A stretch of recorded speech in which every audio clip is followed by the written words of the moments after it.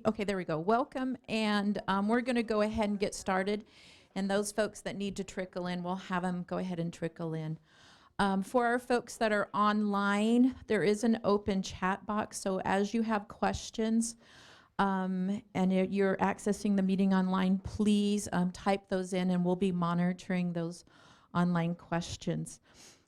Lenore's PowerPoint was sent to you, so you can access that also. We did not do paper copies of the PowerPoint because we had several other handouts. So there's kind of some of our business. So I see many familiar faces, but also some new faces. So I'm Carol Anderson. I'm here with the Utah State Board of Education in the special education section, and I've been here 16 years, and over those 16 years, my main responsibilities have been the PBIS state coordinator, school discipline procedures, particularly IDA discipline procedures, school-based mental health, and behavioral supports for the state. I have several colleagues that I need to thank. They are actually, because we had such a full room and attendance, that are manning some overflow rooms for me. So I need to really thank Lillian Sosi Jensen, the coordinator over our student advocacy services section, Momi Atui, that just entered the room, that is our Ed Equity and 504, Kathy Davis, our suicide prevention specialist. Yes. Okay. Online audio problems. Hold on. See, technology, friend or not friend? I'll kind of keep going with just introductions while you're doing that. Also, Holly Todd, who is in our student advocacy services section, that is closely tied with comprehensive counseling and guidance programs. And then also Kathy Davis, our suicide specialist, and then two of our great support staff. We have Amanda over here running our online, and then my secretary, Becky Lewis, who is upstairs running one of the overflow rooms. So just wanted you to know that by all means, I might be the face right now, but this has really been a group effort from staff here at the State Board of Education to really have this summit. Now, with that said, I was sharing with student service directors this morning that I really think this is a first and a precedence that we want to set from the State Board of Education, as we have a focus around school discipline, student discipline, and the policies that drive our practices. Is I think, as I said in my history here at the state office, I think this is one of the first times we've had the opportunity to have special ed directors, student service directors, charter directors, and building administrators all together at the same event and function, looking at student discipline policies within our state of Utah. So I just kind of wanted to set the stage a little bit for you, and then really turn the time over to Lenore Knudsen, but want to just kind of share with you a few of the things where we are with the, I guess this works if you turn it on. Are we okay with sound now? Okay, we're good with sound now. So as far as some priorities that have been set within our special ed section, which I know also go into priorities on the student advocacy service sections, are these things. One of the reasons first being here today is looking at technical assistance and professional development on our Utah State Board of Education rules and discipline policies around those. The next being accurate discipline data submitted to LEAs, from LEAs into our UTREC system. I've had multiple discussions with our special ed directors about this, and we also started that discussion several times with our student service directors. But the importance of really looking at that accurate suspension and expulsion data for multiple reasons within our state. Some of those being because, as we know, we have students that are very at-risk populations, and we need more resources and funding to help support those students in your educational settings. That is difficult to do and go to our legislators if we can't show a need. And right now, it's very difficult to show that need because we don't have that data at our hands. We want to really look at reducing the overuse of disciplinary practices that remove students from our educational settings, because we know that's also a risk factor for them, but also a loss of instructional time. And we need to start saying, what are those policies? How do we hold kids connected to us but still accountable, and looking at those? And then we're going to just talk briefly about the compliance of IDEA discipline procedures and looking at that. So those are kind of the 4 priorities that we've set as a special ed department, but I know that Student Advocacy Services has also looked at some priorities around the reduction of putting kids out of schools, and then also dropout prevention and prevention programs within our state. The other thing I really wanted to talk to you about as we looked at that data, and you have this all on a handout, that's the talking point handout. So if you're online and you can't see the PowerPoint, know that it's also on all the information I'm going to share with you right now is in the handout that you picked up. So as I said, I've been here for quite a while and have really worked to try to say, how do we have accurate suspension data within our state? And I had a hypothesis that I bet that students on the SHARP survey are reporting a higher rate of suspension than we're seeing in our UTREX data system. So if you're not familiar with the SHARP survey, it's given every 2 years to 6th, 8th, 10th, and 12th graders. So what I did was, and there is a question on there, is have you been suspended from school? So I went back through the last 10 years of data to say, what are our 6th, 8th, 10th, and 12th graders reporting when it comes to this data? And so what we see is here. So you first see the in size. So on an average over those 10 years, almost 50,000 students have been surveyed. Then you see the percentage of what they have been reported. So of that, let's just start with this year, to 2015, 6.1% of those students said, yes, I've been suspended from school. If you look what was in our UTREX data for that year, we only had 1.4%. So our students are reporting almost a 5% higher, I have been suspended from school. And that was our UTREX data person saying, she looked at just those same grades, so it wasn't all students. So then we went back and I said, okay, what was in 2013? Students reporting 7.3%. That is reduced. That makes me very happy. But then you look at what was in our UTREX system, 2%.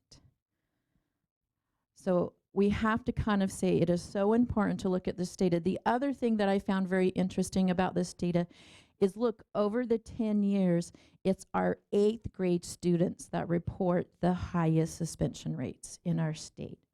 So something to kind of think about why that particular group is reporting the highest suspension data when we look at those. So I only had Malia go back 2013 and 15 data, because I wanted to say, you know, what are we looking at here? So I think just so important, and we'll continue to have discussions around accurate data and the use of it. The other thing just to help with that is please be aware that in the data gateway system, that suspension expulsion data is a daily upload to our state system. So if you don't have the data stewardship rights for your LEA, please go back and check in your LEA who does, because at any given point, you could go back and do this today. Well, not maybe today, tomorrow. You can go into UTREX, and I put the drawdowns here. You draw down and go to reports, then it will bring the next menu, and you can look at discipline incident summary for all students, and then discipline incident summary for special ed students. So know that that's there on a regular basis, and the purpose of that is so you can look at that data on a regular basis. Last month, with the University of Utah Education Policy Center, we had a group of districts that is working with the Education Policy Center come to this type of summit, and what we had them do was bring from their student information system the current discipline data, and then we had pulled from our UTREX what was reported there. And it was very telling, because several of the districts, it was not matching up.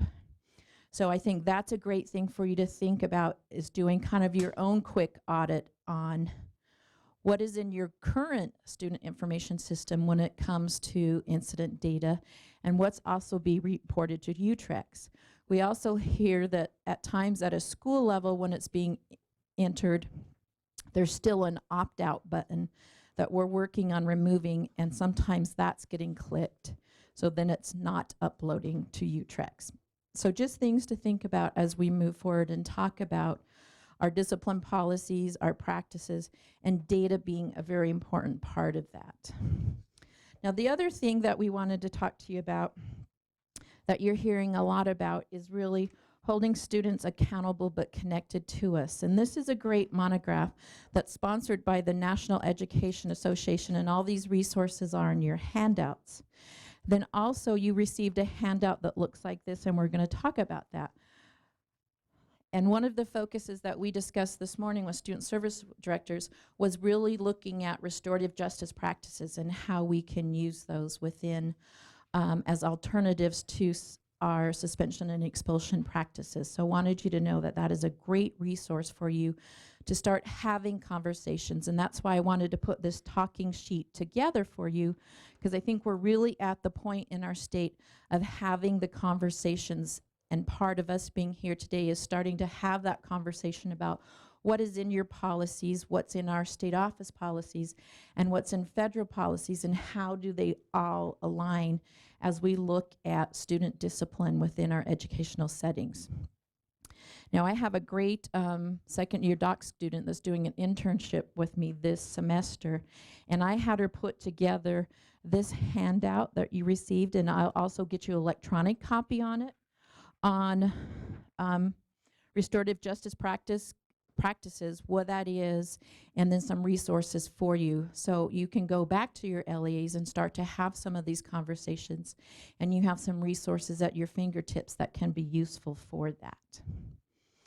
Now, the other thing I wanted to talk to you about, because there has been some legislative changes, is maybe what you've heard as far as the Utah School to Prison Pipeline, and you have these facts on your sheet. I've heard at times people say, oh, I don't know if that's right or if that's true, but I have to go back and say, you know what? In God we trust, all others must show data. So here's the data on these. So the first one is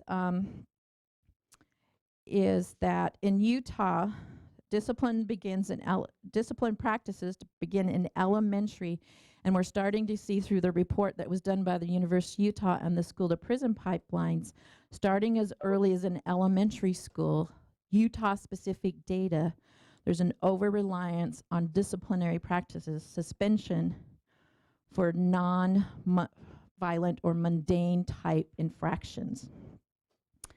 From the Pew Report Foundation, and I think this is the Pew Report was done through a juvenile justice work group looking at the landscape of juvenile justice in our state.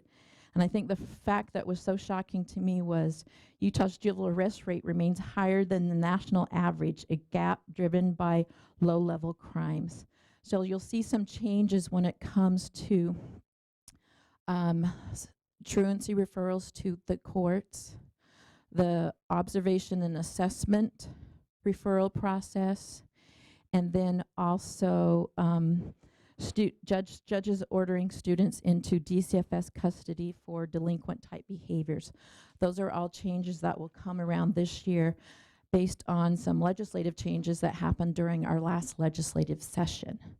So now with that said, we've started to work with juvenile justice to say, as juvenile justice, as education and local mental health authorities, how can we come together and still address some of these critical needs for our students at risks within LEAs? So please watch for information. We have sat down with JJS and determined through the jurisdiction areas, the 8 jurisdiction court areas, we are going to come out and hold meetings within your areas with education, JJS, and your local mental health authorities to say, how do we still address some of these needs that are very critical, but know that that court referral or referring kids to court will not be a standard practice for us anymore. So now with that said, just the last thing we wanted to talk about, And then I want to turn the time over to Lenore. And then this afternoon, once Lenore's done presenting, I'll come back with the group, and then we're going to give you an opportunity to walk through each of your LEA's discipline policies to kind of do a review and say, are they in compliance with the federal and our state discipline procedures, and then be able to ask questions of Lenore, myself, and some of our staff here at the State Board of Education. So here's kind of the things that we're seeing as far as IDA complaints to the state office. I've had multiple conversations with MOMI around topics we're seeing in 504 and issues throughout the state. So I think the first one is a misunderstanding that local education agencies' safe school policies override IDA procedures. I hear often say, well, yeah, that's great, but in our safe school policy, it says we can do this.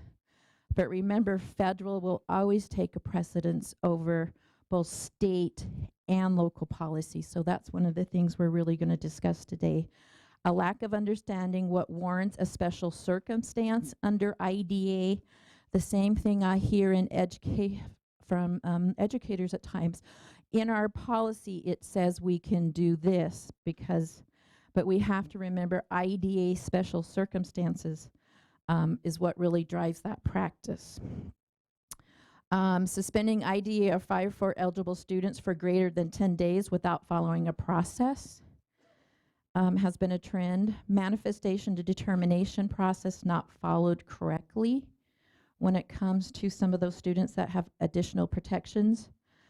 Documented behavior progress on IEPs and behavior intervention plans. And we talk about those. Remember, not just IEPs, but there's also 504 plans that fall into that category.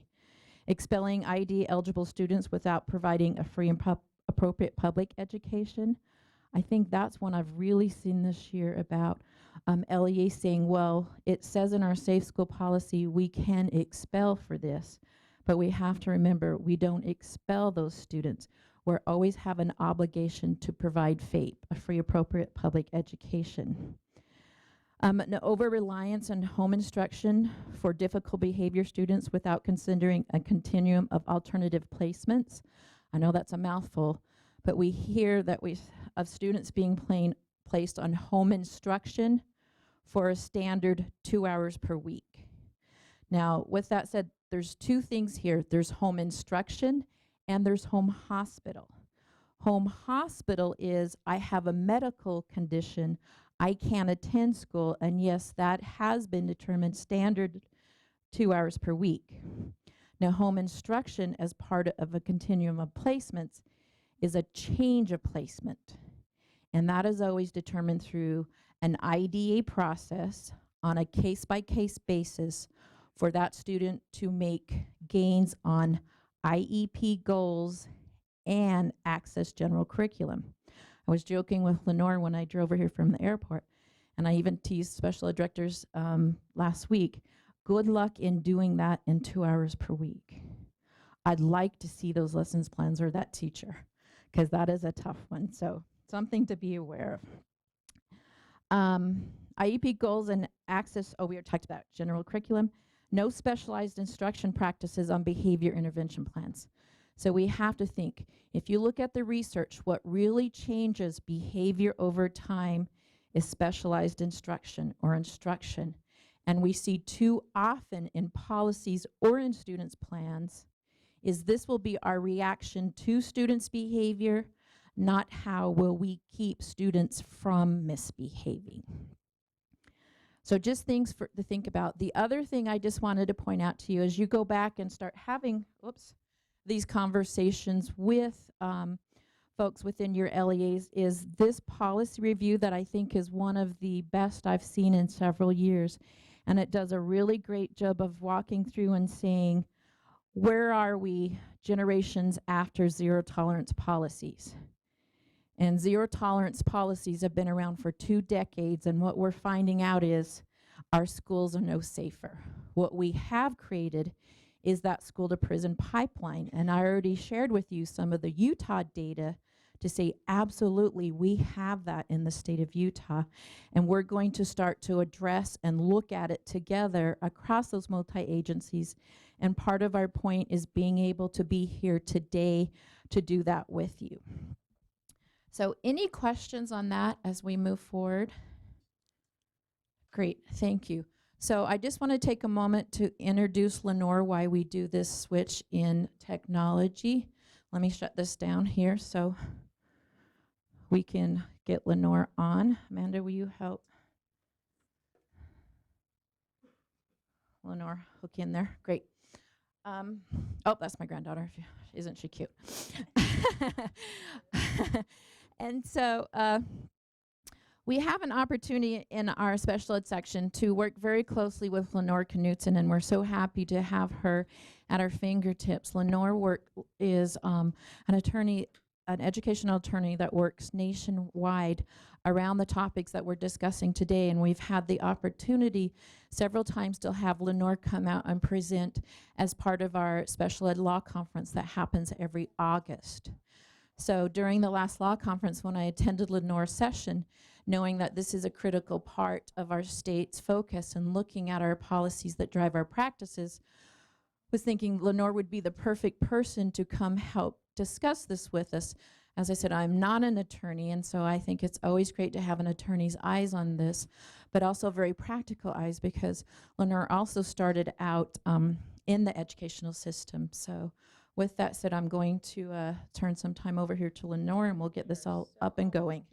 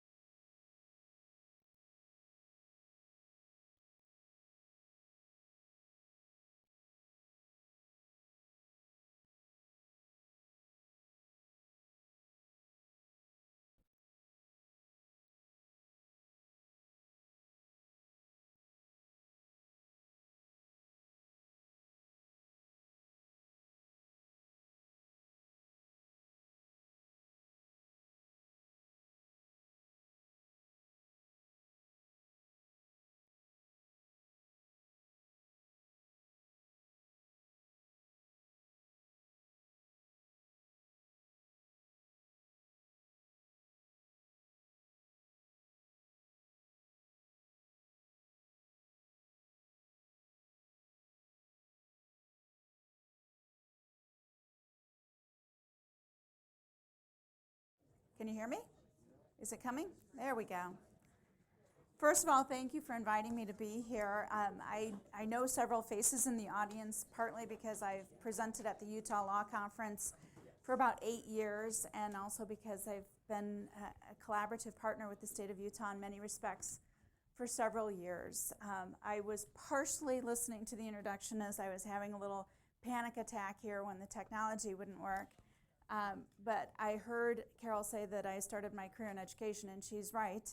I started my career as a school psych. So are there any school psychs in the audience? Woo, woo. Yeah.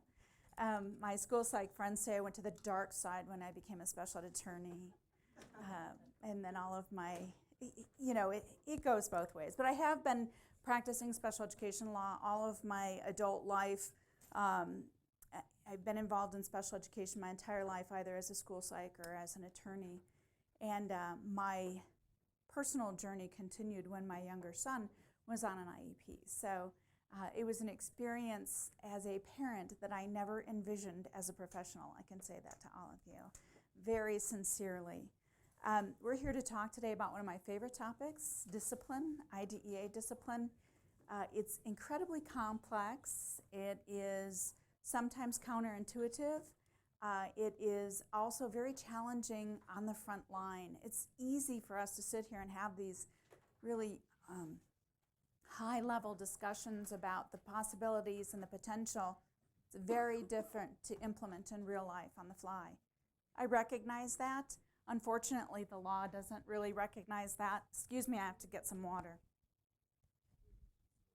So we're going to do our best to make sure that you have a very grounded understanding of the IDEA and discipline and what it means in Utah, so that you have a comfort level taking it out and implementing it in real life. Just by a show of hands, how many of you are responsible for what I call frontline discipline in your schools? You're the person handing out the discipline. So it's incredibly important for all of you to have a clear understanding of when a student with a disability, or I'm even going to give you some exceptions to that, is being considered for discipline. You have to know. You have to have a clear understanding of the law. You have to. I'm going to teach you to count all over again, because counting is incredibly important in special education discipline. And so you have to continually have your fingers on the pulse of what's happening in real time and the procedural requirements under IDEA. I heard Carol mention something earlier as well about if the federal law has legislated in certain areas, then the state has to follow those. And that's true to a degree. Federal supremacy does exist in our country, and if the federal government has legislated in certain areas, the states are not free to disregard that if, and here's the big if your state accepts the money that goes along with these laws. Every state in the United States accepts the money, and at times they have threatened not to, so that they wouldn't be encumbered by all of these laws. But to date, no state has turned away the federal money. So with the federal money comes some requirements that you abide by and act consistent with the federal law. I hope to have this be as beneficial to you as possible. That means I think throughout the day we're going to have lots of opportunity to get questions answered as we move through this afternoon. I want to be mindful of the fact that we have people listening remotely and that we might need to address some of their questions as well. So I guess my message to all of you is, if you have questions, make sure you get them answered before you leave here today. In order to be able to understand IDEA discipline, there are critical pieces that you have to connect. I am a big fan of the federal regulations. I have them out at my table there.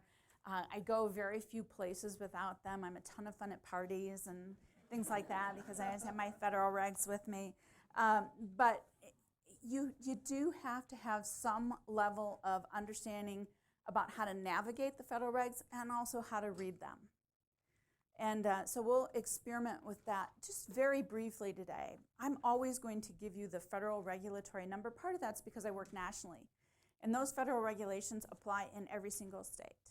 So we can all be grounded in that commonality. We all have that in common. And then states have chosen in many instances, to put their own flavor on it or to offer additional protections, because states are free to offer additional protections to students and parents, not LEAs. Right? So we're going to talk about how to count. We're going to talk about the authority of school personnel. We're going to talk about change of placement, which is huge. You just have to have a good understanding of that term of art, change of placements. You have to have an understanding of manifestation determinations, BIPs and FBAs, because there are times where they're recommended and there are times when they're mandatory. And then also stay put. Unfortunately, the drafters of these regulations, you can see, they didn't do us any favors. So they put counting days in 300.11, and then the authority of school personnel is then 300.530. In order to understand change of placement, you have to go to a different section entirely. That's in 300.536. And then you're going to come back to one paragraph that outlines manifestation determinations, although it's an absolutely critical stopping point in the regulations. And then over here, you have to go to a completely different section to understand stay put. Hopefully, we're going to weave all of that together for you today. But a couple messages that I want to start out with. We need to be clear about something, crystal clear. I want to do a little myth busting. The myth that we're going to bust is that students with disabilities can't be disciplined, or that they're immune from discipline. That's just absolutely untrue, okay? There are some additional procedural safeguards and possibly some other FAPE requirements over and above what other students might get. But students with disabilities can be disciplined. They're members of your school community first and always, right? Doesn't mean that they should be disciplined more harshly. It doesn't mean that they can be disciplined without the procedural protections, but they can be disciplined. Nothing in the IDEA prohibits schools from disciplining students with disabilities, right? What it does is regulate them. It's the difference between prohibition and regulation. We used to have prohibition in this country, right, about alcohol. Now we regulate it. We say how old you have to be, that you can't do that and drive, and all sorts of other things. But we no longer prohibit the consumption of alcohol. Hate to liken the IDEA to alcohol consumption, but it's a great example and one with which we're all familiar. IDEA does not prohibit, it regulates. It also mandates certain procedural safeguards. So now that we've kind of cleared the air on what it does, what it doesn't do, we're going to go back to elementary school here and learn how to count again. All of these things that we're talking about, these are so you can go back to your front line and understand how to do it in real time. And to engage in the activity that's planned for the rest of the afternoon is to take a look at your own policies and say, are they in line? Is there alignment between the federal regulations and your school's policy? If the answer is no, you've got some work to do right up front to make sure that that alignment exists. If you leave here today with your policy that is not aligned to IDEA, know that you will be vulnerable to IDEA dispute resolution procedures, also monitoring activities and other compliance activities. Right? So, counting. First of all, as a general rule, remember we're going to talk a little bit about how to read statutes and regulations as well. If it is a defined term, you're not free to use a different definition. This is a defined term. So a school day means any day, including a partial day. You see that bold right there? Including a partial day. Let that kind of roll around in your head for a little bit. Including a partial day that children are in attendance at school for instructional purposes. School day has the same meaning for all children in school, including children with disabilities. So when you think about counting days of removal as a threshold question, do you need to count partial days? Yes. Well, the question, and I'm going to repeat it just for the sake of our online learners here. The question is, do you count it as half or do you count it as a whole day? Us lawyers love all sorts of nebulous answers. So I'm going to say it depends. It depends on the second bullet point here. That is, and I'll tell you, generally speaking, how do elementary schools take attendance? Once a day. So is that how you count a school day for kids without disabilities in elementary school? So if you look at the second bullet here, and it's straight out of 300.11, school day has the same meaning for all children in school, including children with disabilities. You'd have to give some thought about counting kids with disabilities the same way, right? That's what the law tells you. How do you take attendance in high schools? Per class, per period. So it might be that you count partial days differently for high school students than you do for elementary students. The law doesn't go so far as to say this is how you must count. It's a pro rata share of the minutes of your day. Doesn't go that far, but what it gives us is this overarching mandate that the school day is the same for all kids. So if you have a student, and I'm going to step outside of the world of discipline just for the sake of example. Let's say you have an elementary student who leaves at 1:30 p.m. to go to the doctor. How do you count that? It's a whole day. So if you have a student who is removed at 1:30 p.m., how would you count that? It's a whole day, right? If you have a student who misses 2 high school periods to go to the doctor, how do you count that? Missing 2 classes, you said 3? 2 classes. Yeah, so you would count it as 2 classes if they miss 2 classes? Yes. Yes. And so if you have a student who is removed from school for 2 classes, how would you count that? 2 classes. The point here is that you must be consistent with how you would count for non-disabled students, because that's what the law tells you. Right? So the answer is truly, it depends. What are we counting? This is huge. This is absolutely the elephant in the room right here. What are we counting? We are counting all disciplinary removals. Now, if a child goes to the doctor, is that a disciplinary removal? No.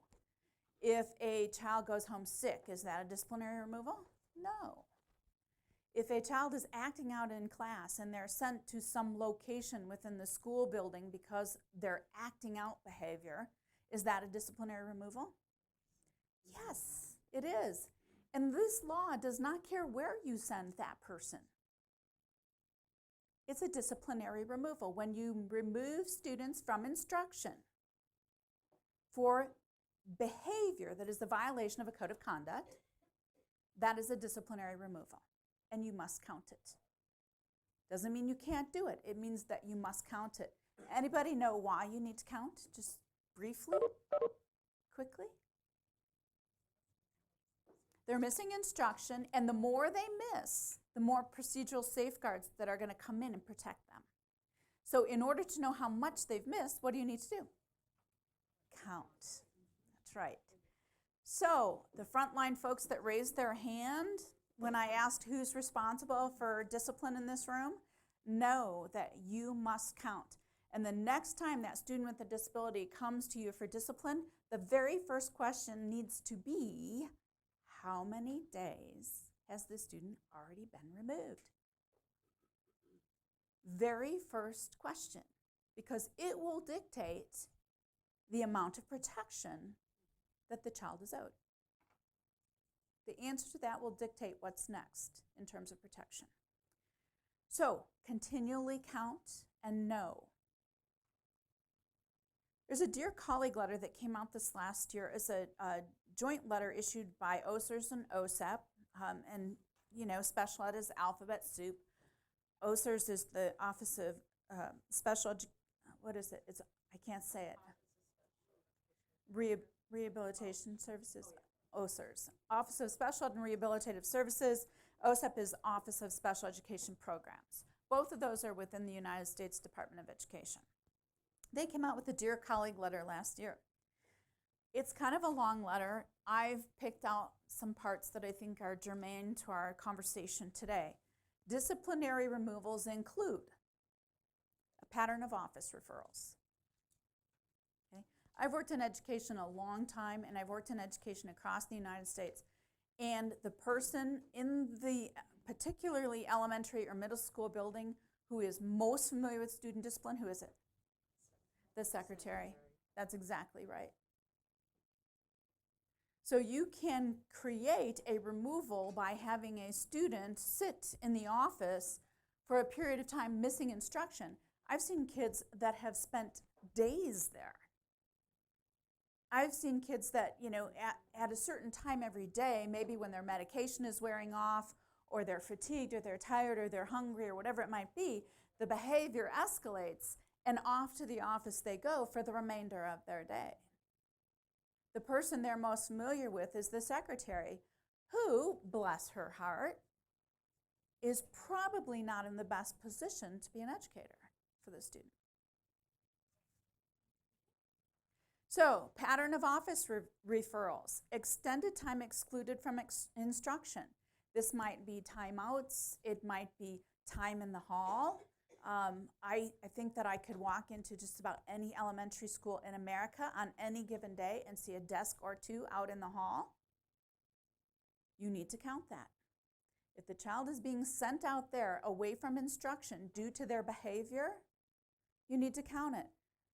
Think about this in the big picture now. Go 30,000 feet with me. Why would you need to count it? Missing instruction. This kid is telling you that what's happening for me is not working.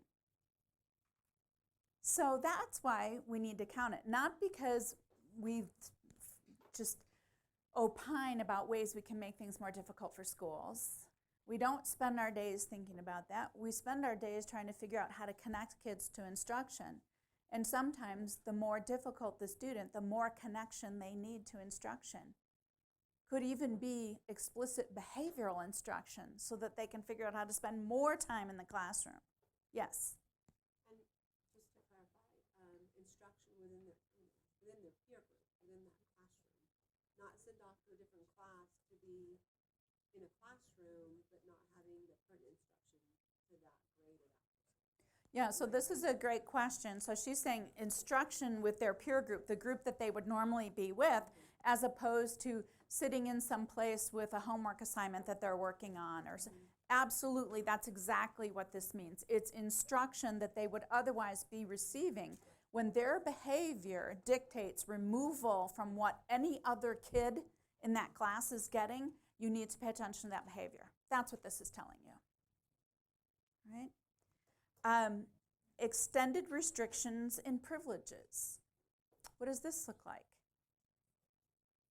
This is the kid who gets to stand on the wall every day at recess. All the other kids are out there playing, and this kid is, a little mini. I live in Arizona, by the way, so does anybody know what we call those dust storms that look like dust devils? Yeah, they're called haboobs. That's the official term. I'm not kidding. They're called haboobs. And so these kids are the little mini haboobs in the classroom that, are stirring things up and everything. And as a result of that, they get to go out and stand on the wall at recess because they're pretty active out there as well. When you have a student who has a restriction and privilege over and over again, you have to look at that student's behavior and say, what is it telling us? Does this student need instruction in order to be able to understand how to function as a member of a group? How to function in unstructured times like recess or hallways. But when you have to restrict privileges for the same reasons over and over again, take a look at that kind of blanket exclusion. I mean, in my state in Arizona, they have, this year they came very, very close to mandating recess. Lenore, we Yes. have just an online question. It says, Okay. does this also apply to situations where students are choosing to go to a cool down area to self-regulate? And I get this question almost every time. It's a great question. Does it apply to kids who want to self-select to exclude? If that student is free to rejoin at any time, then the answer might be no. But where I've seen this play out is once a student self-selects, they go to the cool-out room, they are not free to rejoin until some adult sort of assesses their behavior and says you're ready to go back. So if the student is truly free to elect to leave, first of all, you have to have a really good understanding of why that happens, the frequency with which that happens, how much instruction they're missing, because sometimes kids can do that as an escape mechanism as well. So you have to be really clear that that represents an educational need for that student. But in the event, and I have seen it work, legitimately work, if the student is not free to rejoin until an adult tells them they can rejoin instruction, that's a removal. Right? Yes, in the back. We're a one-to-one school with laptops, Mm-hmm. and oftentimes the laptop is taken away as a form of discipline. What happens when I have a few students that do this, that are at the have IEPs that just cannot handle it. They will go off on their own. Right, so what happens, I'm just going to repeat it for the benefit of the online folks. One-to-one school instruction is through laptops, and some special education students cannot handle that. Really, what I hear you saying is that degree of autonomy, that they could work with a laptop without getting in trouble, and their laptop then gets removed. You need to count that. You are removing the student from the only form of instruction that they have, right? And what it may be signaling to you, and this is kind of in the presentation a little bit further, what it may be signaling to you is that, A, they need additional supports in place in order to be able to benefit from that instruction. So I think that however your instruction is delivered, the message that you need to take away is that when you remove students from instruction for the purpose of discipline, meaning they violated a code of conduct, they're acting out, their conduct is not what you can expect or handle in the classroom, then that's a disciplinary removal and you must count it. Right? Repeatedly sending children out of school. And there are as many euphemistic names for this as you could possibly imagine. Days off, administrative leave, think time, regroup time, whatever it might be. When you send children out of school because of their behavior, count it. Other methods of sending children home could be suspension. It could be, the number of times that I have been involved in situations where the parent has been called to pick up the student so that they don't have to be suspended. You know what? It is what it is. If the student is being removed for disciplinary purposes, you must count it. I forgot one of my personal favorites, and it's repeatedly sending children out of school with a condition for return, such as a risk assessment or a psychological evaluation. When that happens in the world of special education, you've got some additional problems. I'm not saying that you shouldn't get additional information if you need it. I'm saying you should. But for a student with a disability, that should be handled within the context of the IEP team. Okay. Requiring children to leave school early or miss instructional time, like shortened school days. Also one of my personal favorites. It happens a lot nationwide, and it'll typically be associated with language like, after 2 o'clock, they can't pay attention. They're so challenged, and they really just can't handle it. So it's for their benefit. That doesn't work. You have to count that. That's a removal, because what you're telling me is that the student's behavior warrants removal at a certain time every day. So on an IEP, it can't be, okay, we're going to do half days for this kid, or they're going to leave early, but that's on the IEP, because they can't be removed for more than 10 days. Well, and so there is a placement option where you could, based on the student's individualized need, their unique needs, shorten the student's school day.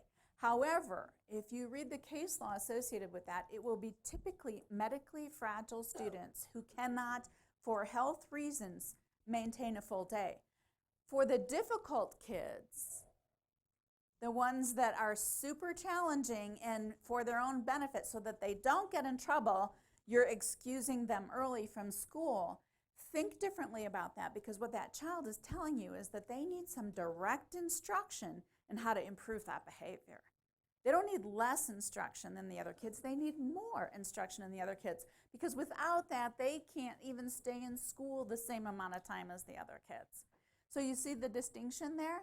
IEP teams can say for students, for instance, my own son was very medically fragile early on and missed school for years at a time. He was hospitalized for medical condition, very young, and when he was ultimately able to return to school on a very part-time basis, he has an immune deficiency. So for periods of time, he was living in hospital. And when he was well enough to return to school for periods of time, it wasn't on a full day, and the IEP specified that. That was based on his needs, not the school's assessment of, but he wouldn't get in trouble if we dismiss him at 2 every day. And then if a student, then you have to continually keep your fingers on the pulse of that medically fragile student to say, when can we increase the time? Because all students are entitled to a full day of education. Can you give an example for the bullet just above the one you just explained? Sorry. Oh, to go back? Sure. No, that's Sorry, right. I thought, you're still here. So the repeatedly setting children out of school in a condition for return, such as risk assessment or psychological evaluation. Mm-hmm. What's an example of that? This is typically, I've seen it middle school and above. A student might have done something like threaten someone else in the school or write a threatening journal entry or something. School officials become aware of it. They question the student's mental health, their safety, maybe for themselves or for others. And sometimes, going back to the zero tolerance policies that Carol spoke of, and also a myriad of other reasons, schools will say, okay, we can't come back, you can't come back till we're sure you're safe. The word I'm hung up with is repeatedly. I don't even understand how you would repeatedly do that. Are you talking about for a variety of different students, using that as a tool of discipline or a tool of avoiding the issue? I just don't know why you would repeatedly send a student home and not allow them to return, an individual student without a risk. So I guess it must be a pattern you're looking for, not an individual student being repeatedly sent home. Well, the repeatedly, I wish that I could say it doesn't happen, and I'm thrilled that you can't even envision it, because that tells me there's good stuff happening where you are. But we'll see things, and again, this is OSEP OSER's letter, not mine, but seeing things like you can't come back until your parent comes to meet with us, or you can't come back until there's a risk assessment. And that is repeatedly a form of discipline within a school. Okay, so you're looking for a pattern. Mm-hmm. All right. Use of exclusionary disciplinary measures indicate that a child's IEP or the implementation of the IEP does not appropriately address the behavior. When you have behavior that warrants repeated removal, you've got to think the 4 R's. You need to review, reconvene, recalibrate, revise. I mean, you've got to go back into, what is this behavior telling us? How can we expect kids to improve when we send them away from the very place where instruction takes place? Yes. So I have a question about sensory rooms, Mm-hmm. because we have sensory, facilities for our kids, and so they come out of a classroom because of the need for that. They go to the sensory room, but they're missing that instructional time and then return to the classroom. So that's part of what we do as a special ed department. So how does that filter into counting time? Yeah, if it is part of the student's IEP or even a behavior intervention plan or something like that, you don't have to count it as a disciplinary removal. If, for instance, your behavior intervention plan says this antecedent behavior is displayed and you try these lower level techniques to reduce the child's behavior, doesn't work, they go to a sensory room for X number of minutes and then rejoin, and that's all part of their behavior intervention plan, that's not necessarily a disciplinary removal. There's checks and balances in that as well, and that is if you see trending that indicates that the student is spending more time in the behavior or in the sensory room away from instruction, that could be a denial of FAPE as well. So you have to keep your fingers on the pulse of that, but for a different reason, okay? So IEP teams have to consider the need for positive behavioral supports and include those in the child's IEP.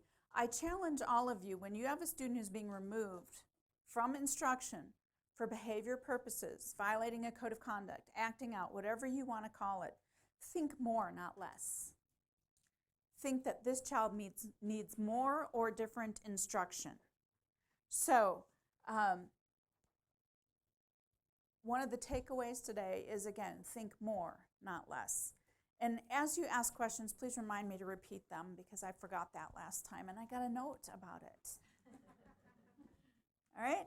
What about in-school suspension as opposed to removal from school? I hear this question a lot.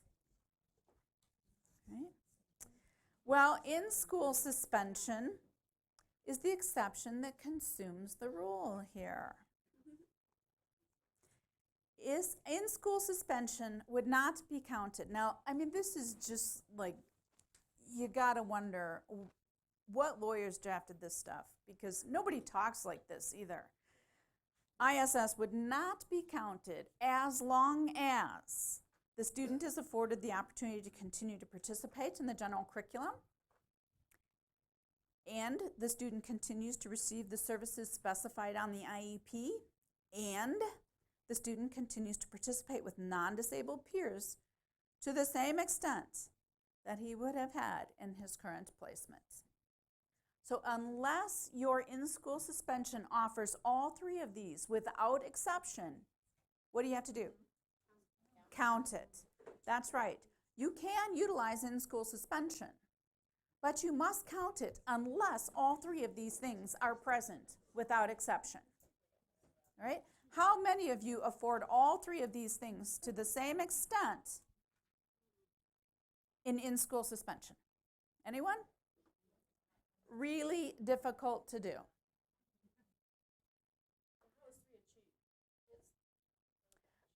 Yeah, so they're in-school suspension, but they still get to go to lunch and recess and, you know, the other, I know high schoolers don't have recess, but they get to interact with their non-disabled peers to the same extent.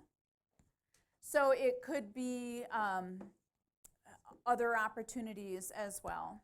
So they could go do a instructional piece with SPED case manager, and then when it's time for lunch, they go to lunch. And when it's time for study hall, then they would do study hall in that environment. Anything that they would normally do with their peers would be counted as a number 3, right? That would be in the classroom. Yeah, you're combining both two. So any services that the student has in their IEP could be specially designed instruction, you know, reading, language arts, math. It could be your itinerant PT, OT, speech. All of those things would need to be provided. They would need to be able to participate in the general curriculum, which more often than not is, you know, some kind of assignment or individualized study in some room where these kids go. But the third one is really difficult, and that is continue to participate with non-disabled peers to the same extent. So if you give them electronic access to the classroom, so they go into the in-school suspension or the principal's office, wherever they're spending that time, and they have electronic access to that classroom and listen to what's going on, participate that way, that would be the best access. Well, you've met number 1 there, but you haven't addressed 2 or 3. And for the people on the line, she's saying if you give electronic access to the classroom, like probably something like what we're doing today with the folks who are remotely learning, That would meet number 1, but it doesn't meet number 2 or 3. Okay? The bottom line here is it's just really tough to have in-school suspension not count. And that's why the exception consumes the rule. Most of the time you need to count, by far, most of the time you need to count in-school suspension as well. Okay? So, just a little hands-on practice here. If you have, you use as your in-school suspension, maybe it's a bona fide classroom, it has a certified teacher in it, and you have a student with a disability in there who typically also has some maybe social emotional concerns, and exposure to non-disabled peers is really important for them to be able to generalize their skills that they're learning.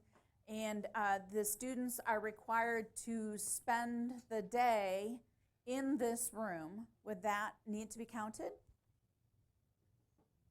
Yes. Even if the certified teacher was teaching, certified in all of the subjects and teaching all of those subjects, would that still need to be counted? Yes, it would.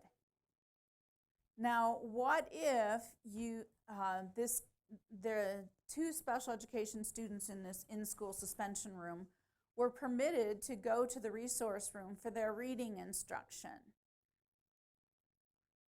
but they also had speech services that they received and maybe some other social skills services? Would you have to count that if they didn't get those? Yes, you would. Right. The bottom line here is count in-school suspension. Keep your fingers on the pulse of it, because for a student with a disability, it's also telling you something. When you have a student that needs to be removed from instruction to that degree, you had better take a closer look at their IEP. Yes, who said that? My question is with going back to that third option. What if we have informed consultation from a BCBA that that limits, that reasonably limits time interactions with peers, during those like recesses or lunch times? Would that be counted according to the law? So, if I understand your question correctly, then as part of the student's IEP, they have less time around peers. Correct. And so for in-school suspension, it's the same extent. So if they have less time around peers all the time, then it doesn't represent a removal if they have the same amount of, but reduced amount of time with peers. It's very possible that a student with a disability might have a more restrictive placement than other students in the building. And that in and of itself, if it's part of their IEP placement, doesn't represent a removal, something different. Okay? What we're doing is taking students from their placement, their instruction, whatever it looks like throughout the day. It could be a combination of special ed teachers, regular ed teachers, itinerant service providers, unstructured time, we're taking that day and removing a child from that day for reasons of discipline. When that happens, you must count it. Unless, like I said, you can provide all 3 things. Yes, sir. Am I correct in saying that I can substitute IEP for 504 in any of these, or 504? The question is, can you substitute an IEP for a 504? Did I get that right? Oh. In other words, do all these Oh, I see. All right, I misunderstood the question. Do all of these provisions I'm talking about equally apply to Section 504 students? Is that the question? The answer is yes. There's one exception, and I'll tell you about it later. But for the most part, I know. For the most part, students on 504 plans are entitled to the same kinds of protections as IDEA discipline provisions, okay? There's one exception, I'll tell you about it later. All right, I encourage all of you to think of IDEA discipline as a process, not an event. When you think of it as a process, it will help you tie all of those pieces together.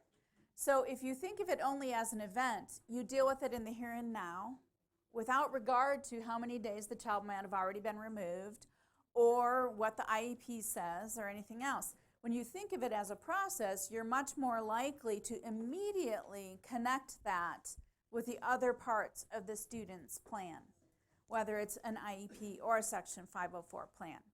So I have a little present for all of you. It's called Discipline Zone. Some of you may have seen it because it's been around a while, a couple years at least, and I've also handed this out at Utah Law over the years. So I'm going to just keep one and almost drop the rest on the floor, but I saved it. Good save, huh? If you are a frontline discipline person, you absolutely need to have some tools at your disposal because this is happening right now, snap, snap, snap. And Discipline Zones is one of those tools that can save you on any given day.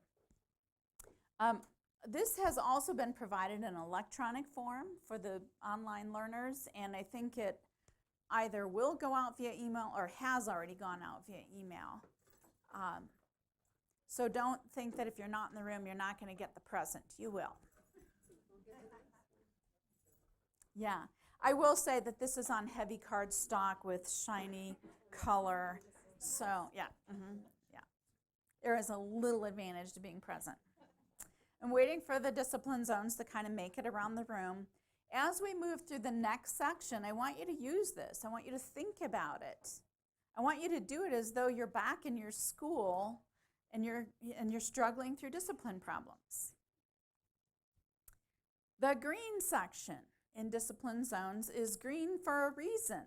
In our world, the world of discipline, green means free, FAPE free, right?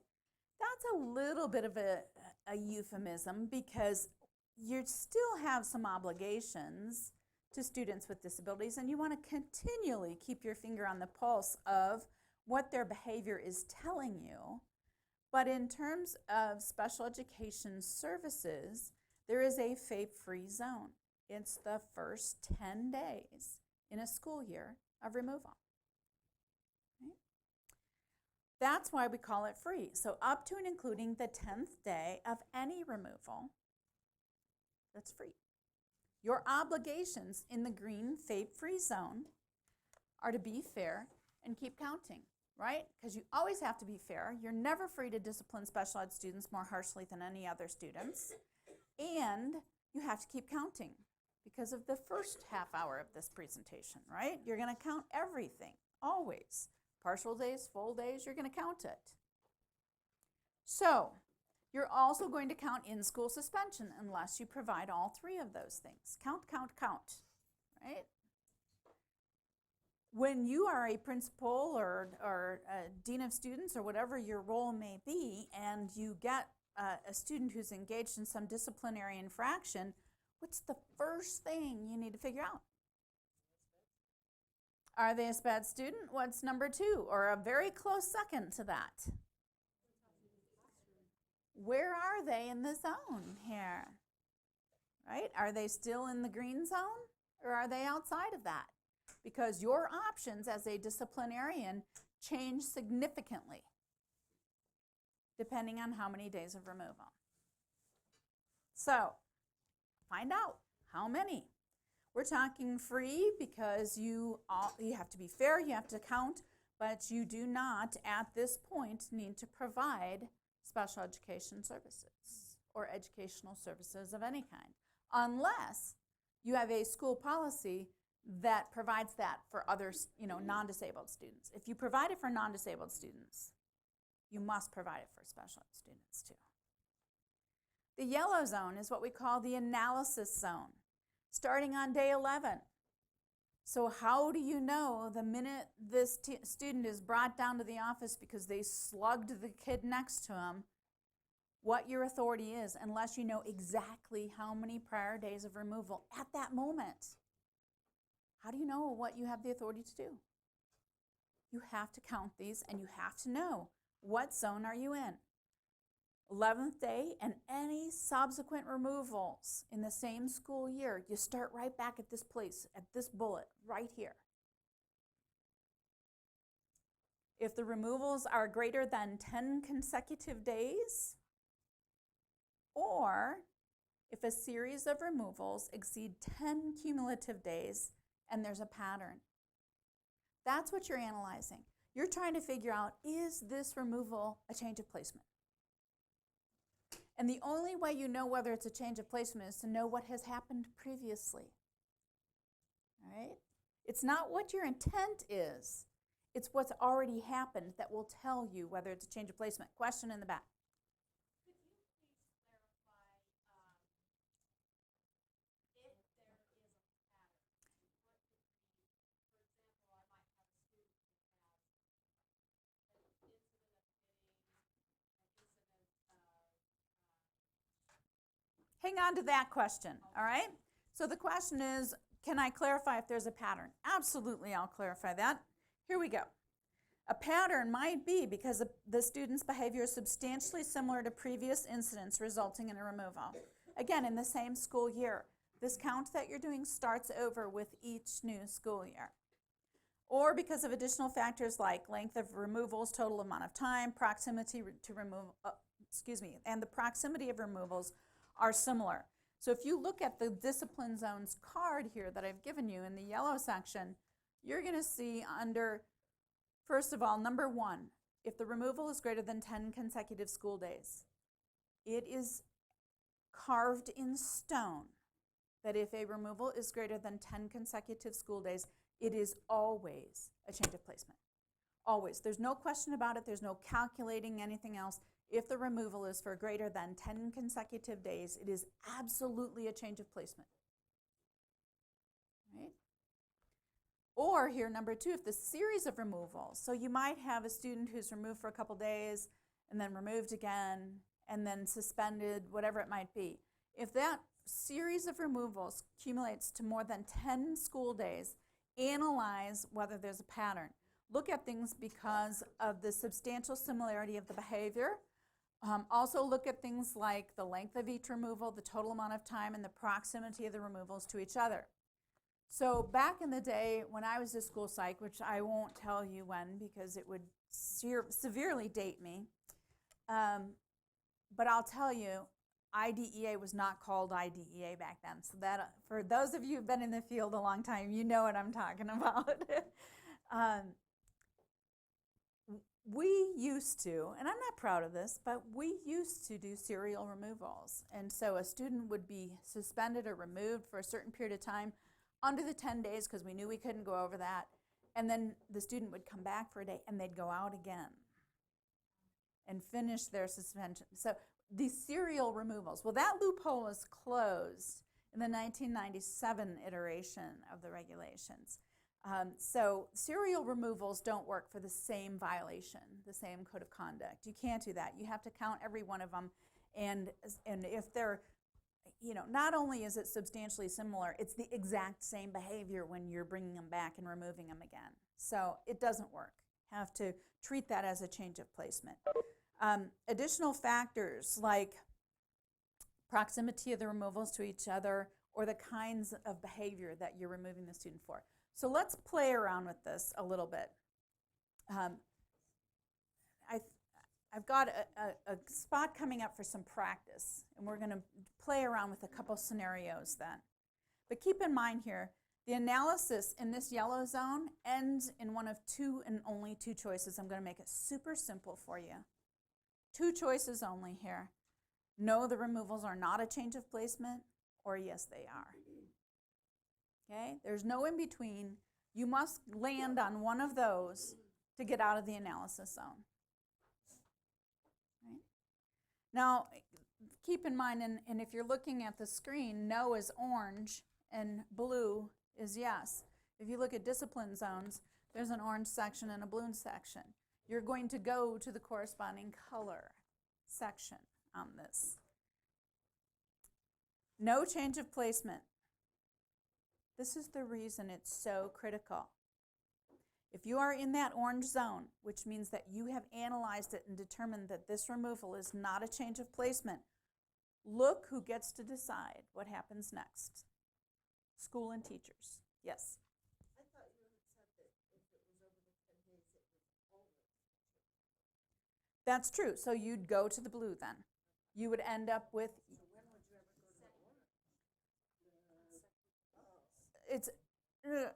it's 10 consecutive days. That consecutive is very important. Over 10 consecutive days is always a change of placement. So you would always end up saying, yes, that's a change of placement. If it's over 10 consecutive days. If it's a series of removal, it adds up to over 10 cumulative days. You have to analyze. All right? So if you are in the orange zone, meaning you have determined that this is not a change of placement, look who gets to decide it, school and teachers. Right? School and teachers have to determine educational services to enable the student to continue to participate in the general education curriculum, although in another setting, and progress toward meeting IEP goals. You must impose discipline consistent with the district's discipline policy, and finally, provide as appropriate an FBA and a BIP. Interestingly enough here, an FBA, functional behavioral assessment, and a behavior intervention plan may be something that you want to do much earlier than this. It could be that the behavior triggers your need to gather more information about the student and you conduct the FBA and the BIP. But in the world of discipline, they're not yet required. They may be warranted. They may be highly advisable in order to understand how to provide FAPE for the student, but in the world of discipline, they're not yet required. Okay? Yes. So let's say I have an FBA early on in the year because a pattern's starting to show up, right? And then that's effective, it works, and then we start seeing that pattern after some sort of family situation or change, it begins again. Does that FBA that I did at the beginning of the year is, logically I'm thinking it would need to be a new one because things have changed in the life of this child. But does it have to be? The question, and I'm going to shorthand it, is that if you've previously done an FBA and this behavior is escalating, do you need to do a new FBA? And the regulations will say that at this point, again, it's not required, it's not mandatory. You might want to do it as appropriate. If you've already done one, then you can review or revise, all right? The bottom line here is, do you have questions that are unanswered regarding why the student's behavior changed and how to intervene to stop this escalation of behavior? And if you have unanswered questions, it's your job as an IEP team to get those answers, right? May not be mandated at this point, but in order to understand how to provide FAPE for the student, you may need this information. So if you are in the orange zone, school and teachers decide. Look at the difference if you're in the blue zone and you say, yes, this is a change of placement. It might happen because it's greater than 10 consecutive days of removal, or it might happen because there's a pattern, right? Look who decides. It switches to the IEP team. So, disciplinarians in the room, if this is a situation where this removal constitutes a change of placement, do you, on your own, have the authority to make these decisions? No, you don't, because it switches to the IEP team if it's a change of placement. There was a question over here. Yeah, I'm sorry, just a little clarification. So if they are hitting this, kind of get suspended here and there, they get to 10 days, you analyze it, you say, oh, it's not a change of placement, but we're going to put these things in place. My understanding is you still cannot suspend them again for an 11th day because that becomes a change of placement. Is that not the case? You can suspend them again on the 11th or 12th day or whatever? You know what I mean? So, I guess I'm not clear what you're saying. There's no change of placement. 10 days. yeah, because you're thinking, the question is about whether you could suspend a student again beyond that 10th cumulative day and ever have that not be a change of placement. The technical answer is yes, because you're thinking of change of placement differently. You're thinking of it as prospective, we're going to modify the student's placement in order to meet their current needs. In the world of discipline, change of placement is viewed a little bit differently. It's based on your analysis of things that have already occurred. Did this constitute a pattern this pattern has removed the child from instruction? Their behavior has caused them to be removed from instruction, and it's substantially similar to other kinds of behavior, or it's in close proximity, meaning there's some escalation going on. So you're thinking of a different kind of change of placement there, right? This is not where the team comes together and says, well, the student's needs are changing. We'd like to propose that he go to the resource room for some additional time. That's a future change in placement that is not driven by discipline. Discipline is when you're removing the student for a violation of code of conduct and you have a series of removals that you have to analyze. So the change of placement, I use the word de facto, meaning that you're not recommending a change of placement. The series of events have led you to analyze this and say, yes, it has resulted in a change of placement because this student has been removed from instruction over and over again for the same types of behavior. So it's very different, and it isn't possible. Now, keep in mind, remember when I showed you that first bullet on analysis zone, and I said you're going to come back here every single removal in a school year. So let's say you've determined that it's a change of placement, the student is removed, and we're going to go through everything that has to be provided. A couple months later, the student is removed again. It's not automatically a change of placement. You come back here to the analysis zone and you analyze, right? Every single removal. That's to give the school some additional opportunity to say, you have to probe, and find out, is this behavior related to the student's disability? Because if it is, you want to treat it differently than behavior that's not related to the student's disability. Yes. So I'm just going to clarify though, if you go over 10 days, and let's say especially if you find it is a change of placement, every day you go over, you have to repeat the process though. So if you were saying it's a change of placement, you're going to have to do the manifest determination hearing every time.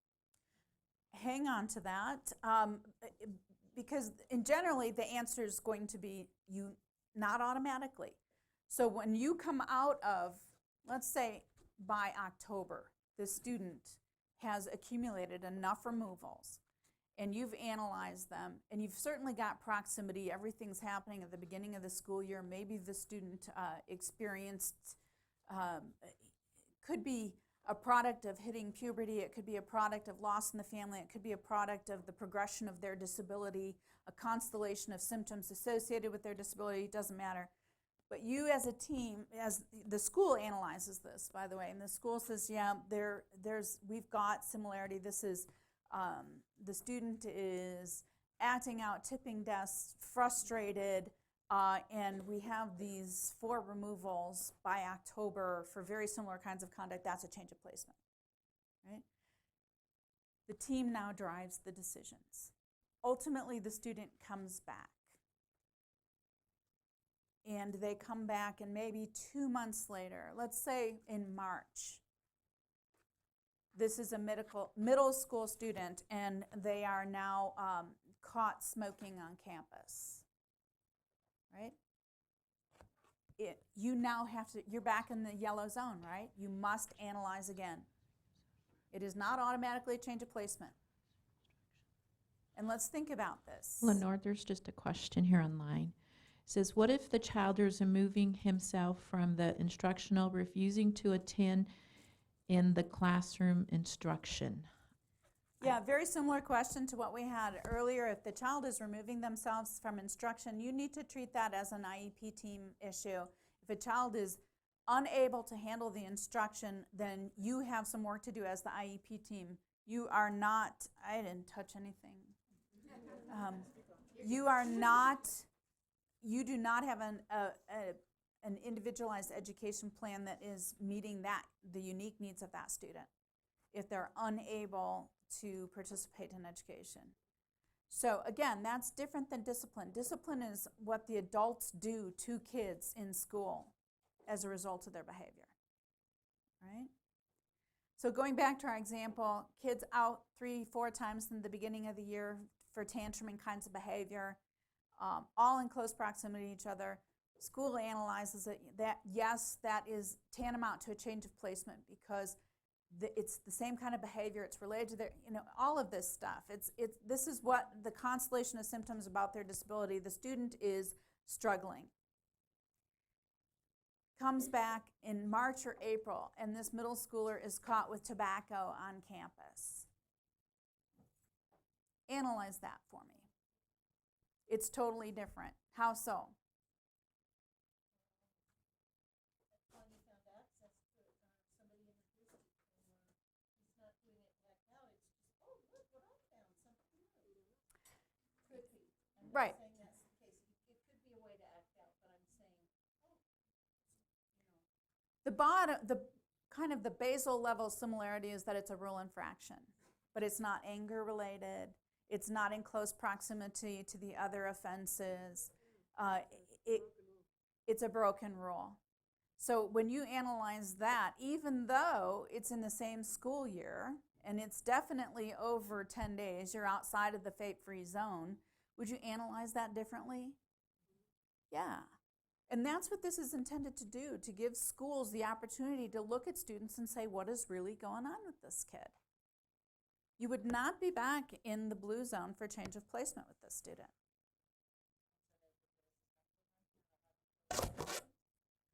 They could be suspended. Any suspension that goes over 10 consecutive days will always be a change of placement. Keep in mind. So at this point, they're outside of, it's more than 10 cumulative days. So you're right back in the yellow zone. You're going to analyze it again. Right? Even if it's the 11th, even if it's the 15th day, you're going to analyze it again. And honestly, in most instances, in that example, the kind of the clear-cut example I've given you, months later, the student has a tobacco violation. When all of their other suspensions and removals have been for anger-related behavior, you're probably going to say that's not a pattern. Lenore, there's another question online. It says, just to clarify, if the IEP team decides to give the student Tier 2 behavior improvement instruction for X number of minutes per day for a given number of days, that would be a change of placement, correct? I'm going to answer that more generally and say, if you are, as a team, saying, and I need 2 hands, sorry. If you are, as a team, saying, this represents FAPE for the student based on the student's current needs, and it might be some Tier 2 interventions, it might be some one-to-one instruction, it might be some social skills instruction, PTOT, whatever it is. All of these things are in the bundle that represents FAPE, and the IEP team has planned and proposed this. That's not a disciplinary removal. What's happening in here is planned and it's FAPE. Okay? That is not a disciplinary removal. A disciplinary removal is what you do when I act out, you as the adult. When I break a rule, you intervene. And so it does get a little bit confusing if you've got a behavior intervention plan in this bundle. But if you are working the intervention plan the way it's written in the IEP, then that's an IEP service, not discipline. If it's in the bundle, in the student's IEP, then that's not discipline. Discipline is what you do outside of this, like you would do for any other student. You know, whether it's an office referral, detention, suspension, expulsion. And when it's as a result of a violation of a code of conduct, you have to be mindful of these additional protections for students with disabilities. But it's not what's in the bundle called FAPE. It's what you do as a response to a rule infraction. Okay. So if you're in the change of placement zone, which is the blue zone, you have to provide prior written notice and procedural safeguards notice. Boom, boom, right away. If you're the frontline disciplinarian, you absolutely need to know, are you in the change of placement zone? You have to determine the team has to determine educational services. that will be provided to the student to enable the student to continue to participate in the general education curriculum and progress toward meeting IEP goals. Now, for the first time in the blue zone, you must conduct a manifestation determination. Another common urban legend out there is that anytime you go over 10 days, you must conduct a manifestation determination. That is not what the federal law says. Okay? Federal law says that you must conduct a manifestation determination when you have a series of disciplinary removals or greater than 10 consecutive days that results in a change of placement. So manifestation determination is tied to a change of placement for disciplinary purposes. Right? Not the planned IEP team meeting, let's look at the student's needs and decide what needs to go into bundle. We're talking about changing placement because of a series of disciplinary removals that have already occurred. Somebody over here. Okay, so I'm just clarifying. You're saying that if they had, let's say they had 3 days suspension for drugs. They had 3 days here for a fight. And then they were doing 4 days for, I don't know, another, It matters. It matters. something different, something totally different. Graffiti. Okay, yeah, you said graffiti, that was great. So that's a total of 10 days, but it's not consecutive. That's So correct. At this point, I don't have to do a manifestation determination? This is an excellent question. She's given a scenario with different disciplinary infractions that total 10 days. Take a look at your card. Where are you at in 10 days, on the 10th day? No. You're not in the analysis zone. You are in the green zone on the 10th day. Yep. So then he does. It's always a he, no, I'm just kidding. So then she has something and they're gonna do 2 days, but that's still not 10 consecutive days. No, wait. So 10 consecutive, okay, first of all, empty your mind of all the mind chatter at this moment, right? Take a couple deep breaths, sit quietly. Tell yourself anything over 10 consecutive days is always, no, wait, let me finish. 10 consecutive days. What you've told me is not consecutive. Anything over 10 consecutive days goes straight to the change of placement zone, go straight to the blue zone, all right? Anything over 10 consecutive days takes you straight to the blue zone. Now, close your eyes, take a couple cleansing breaths, open up, and say, I will always go to the blue zone for anything over 10 consecutive days, right? Okay. All right, now we're done with that. We are done with consecutive days because you know the answer, correct? Now, we're going to talk about cumulative days, which is exactly what you're describing. This out for a couple days for one infraction, student comes back, then they're out for a couple days for another infraction, the student comes back. That's really what you're analyzing. The answer's super simple if it's over 10 consecutive days. If it's not consecutive days, if it's cumulative days, you have more work to do. All right? So let's just have a little practice here. We've got a student, I'll say a male student, high school age, comes to school with profanity on his shirt, right? Refuses to take it off, violates the dress code, and by the way, this is in September.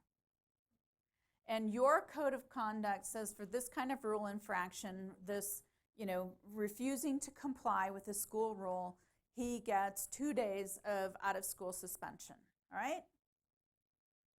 So somebody over here help me do the math. We're at 2. September. October, the student comes back and he is involved in an altercation, a scuffle with another student, right? Not really sure who's at fault, but they both did some posturing and banging into each other. And your code of conduct says that students who are involved in physical altercations get 5 days of out-of-school suspension. And this is in October. We have 2 plus 5, that's 7, right? Where are you at on your little card there? You're in green. What are your obligations in the green zone? Be fair and count. You get a star. Yes. Be fair and count. You must continue to count.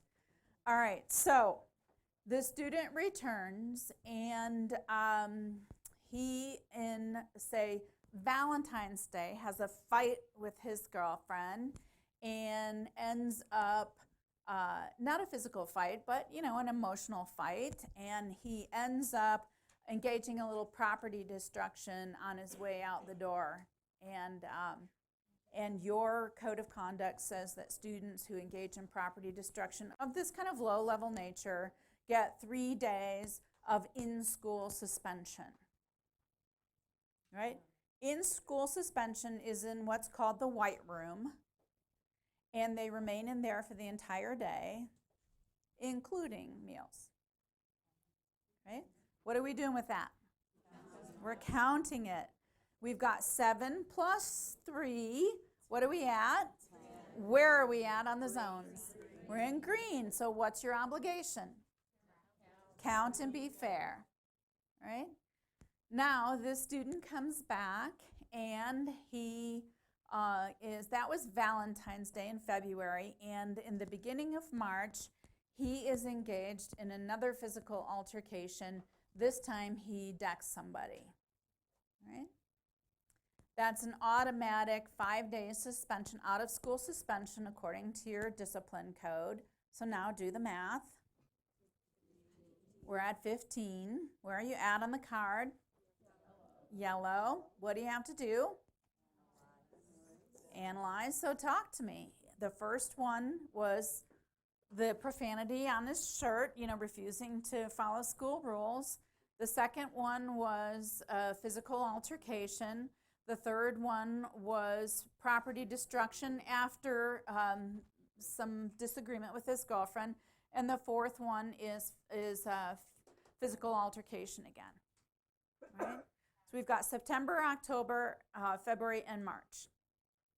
What did somebody say back here? What do you think? Those of you who think that's a pattern, thumbs up. Those of you who do not think that's a pattern, think thumbs down. All right, let's go thumbs up first. Why would this be a pattern? Substantially related behavior. What else? Anything? It was profanity, rule violation, physical altercation, property destruction as after the fight with the girlfriend, and then physical altercation. Is that a pattern? And those of you who say yes, tell me why. School code violations, that's at the very basal level. Any analysis will have that commonality because you shouldn't be having this conversation unless it's a violation of a code of conduct. Anger-related behavior. Are they in proximity to each other? Pretty close, they are. Yeah. Anyone else? Yeah, they're oppositional, that anger relation, that's the thread that kind of goes through them again. I think, you know, kind of looking over this as somebody who has been in the world of compliance for a very long time, I would probably say these are related. I would say you have a pattern. Does this student need some assistance with anger management? Do they need assistance with learning how to change their behavior before they end up in the pipeline? Absolutely. Those of you who said no, and I'm not going to tell you you're wrong because you are doing this in real time, right? Looks very different in real time. Those of you who said thumbs down, no, tell me why. His shirt was the problem. Oh.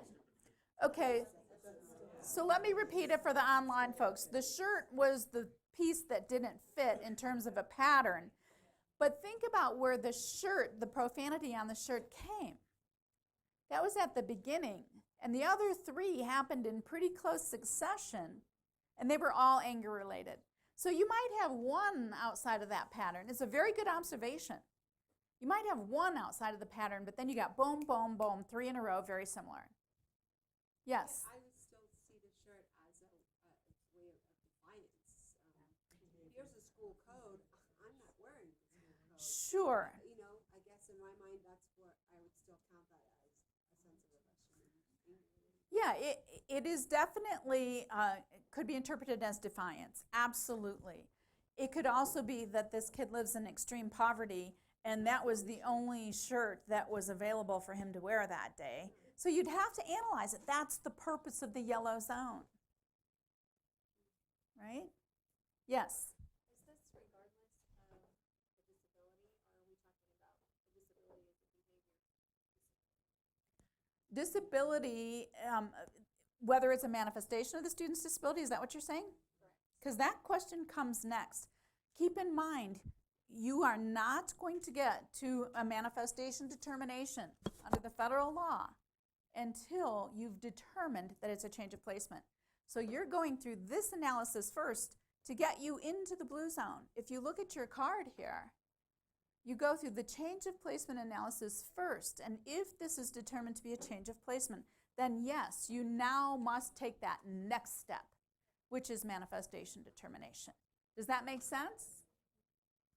If it is not considered a change of placement, you would not yet get to the manifestation determination. If it is a change of placement, you're going to conduct a manifestation determination within 10 school days of the removal that resulted in the change of placement.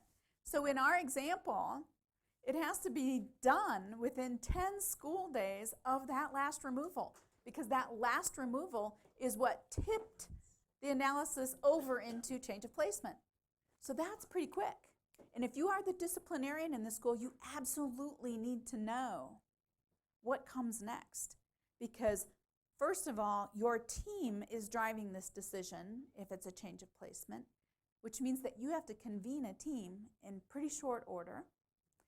And your team is going to be making decisions about what kind of service, where those services might be delivered, how that student is going to continue to be exposed to the general curriculum. Your team is making all of those decisions, not the principal, not the dean of students, not the director of special education, not the superintendent, not the school board, but the team.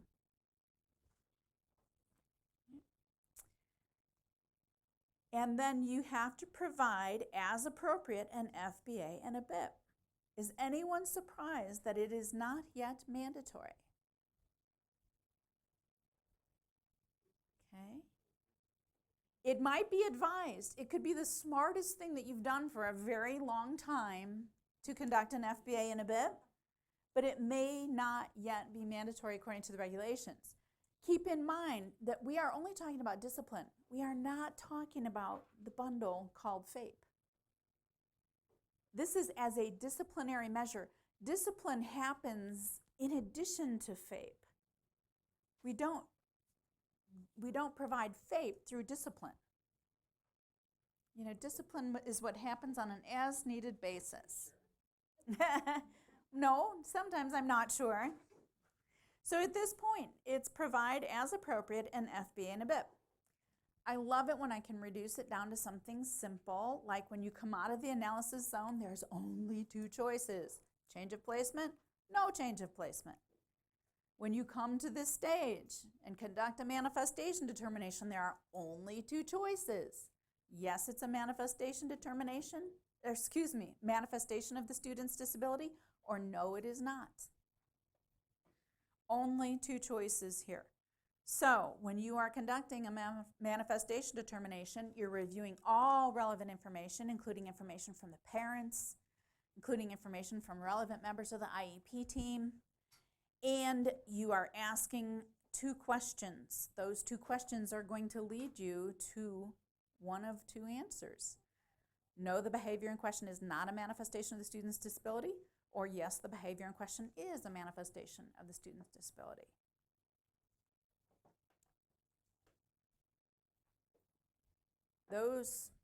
and within 10 school days of any decision to change placement because of a violation of a code of conduct, the student, parent, relevant members of the team must, I'm sorry, I went backwards, that was my fault. Review all relevant information and ask these questions. Right? Was the conduct in question caused by, or does it have a direct and substantial relationship to the child's disability? When the IDEA was reauthorized in 2004, this was a significant change, this language right here.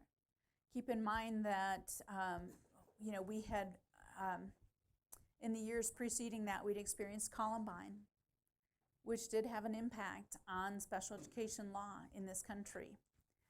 Because there was really for the first time, I think, a glaring understanding that there are times in school systems where safety has to come first, right? So they significantly changed. The language used to be if the conduct in question was related to the student's disability. Relationship down here in terms of threshold, right? The 2004 reauthorization said it has to be caused by or directly and substantially related to the student's disability. Much higher standard. And if you read the congressional record and the minutes surrounding the discussions that took place during the passage of the 2004 IDEA, they speak directly to this issue, that schools have to have more tools in order to be able to maintain safety first, and then we'll figure out what this means. So it was with intent that they raised the bar from simply related to the student's disability to caused by or directly and substantially related to the student's disability. It's a much higher standard with intent, right? And then the second question is, if the conduct in question was the direct result of the LEA's failure to implement the IEP. My hope is that you could always answer that one no, but that isn't always the case. If the answer to either one of these is yes, that the conduct was the direct result of the LEA's failure to implement the IEP, and I'll give you an example of that. For instance, maybe you have a student with significant behavioral needs that has a continuous one-to-one adult with them to monitor and interrupt their inappropriate behavior. And that one-to-one is out sick for the day, and you have no one to replace that one-to-one. So you put a peer buddy with the kid. And the student acts out on that day. Now, a court would say that's a direct result of the LEA's failure to implement the IEP. Right? That one's rare, though. It's more often the first one that you have to really ponder. Was the conduct in question caused by, or if it had a direct and substantial relationship to the child's disability? You have to have a well thought out, well reasoned response to this. Okay. Let's say no, the behavior is not a manifestation of the student's disability. What does the school have the authority to do? Right? The school is able to discipline the student without regard to disability, consistent with the school's discipline policy. However, you must provide FAPE, even in the disciplinary setting. So anytime, if you look at your cardigan, anytime you come outside of the green zone, you are providing FAPE to a student with a disability. And if it's that means that you have to be able to provide services that will keep a student on track to make progress toward IEP goals and to be involved in the general curriculum. I happen to concur with Carol. I don't think it can be done in 2 hours a week. Yes. So that was one of my questions. I work for the Utah Parent Center, Mhm. and sometimes we work with smaller LEAs or charters where they don't have like a alternative educational setting or safe school setting. So students, if it's not a manifestation of their disability, they're in their home setting. So what does FAPE look like for students with disabilities in more of a home situation? Okay, so the question is, I think, a really good one, and I'm going to ask you to hit pause on it for just a minute because we have some additional guidance coming up about that very question, all right? So, back to the green here. No, the behavior is not a manifestation. You get to discipline, but you must provide FAPE. Anybody have any heartburn over that?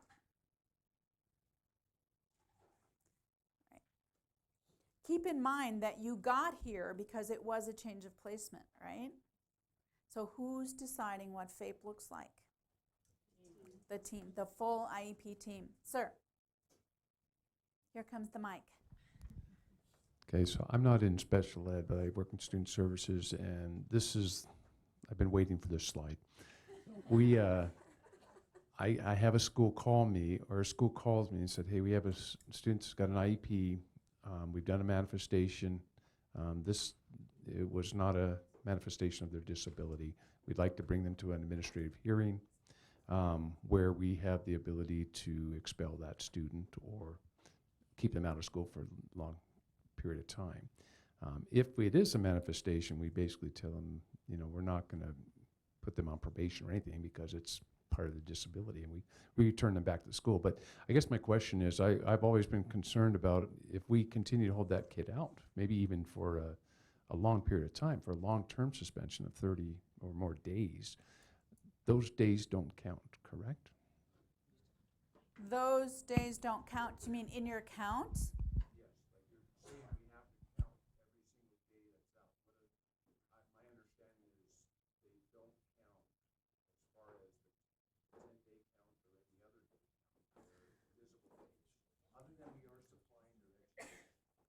Well, okay, but so let's just go 30,000 feet on this. You've got a student who, the answer is no, it's not a manifestation of their disability.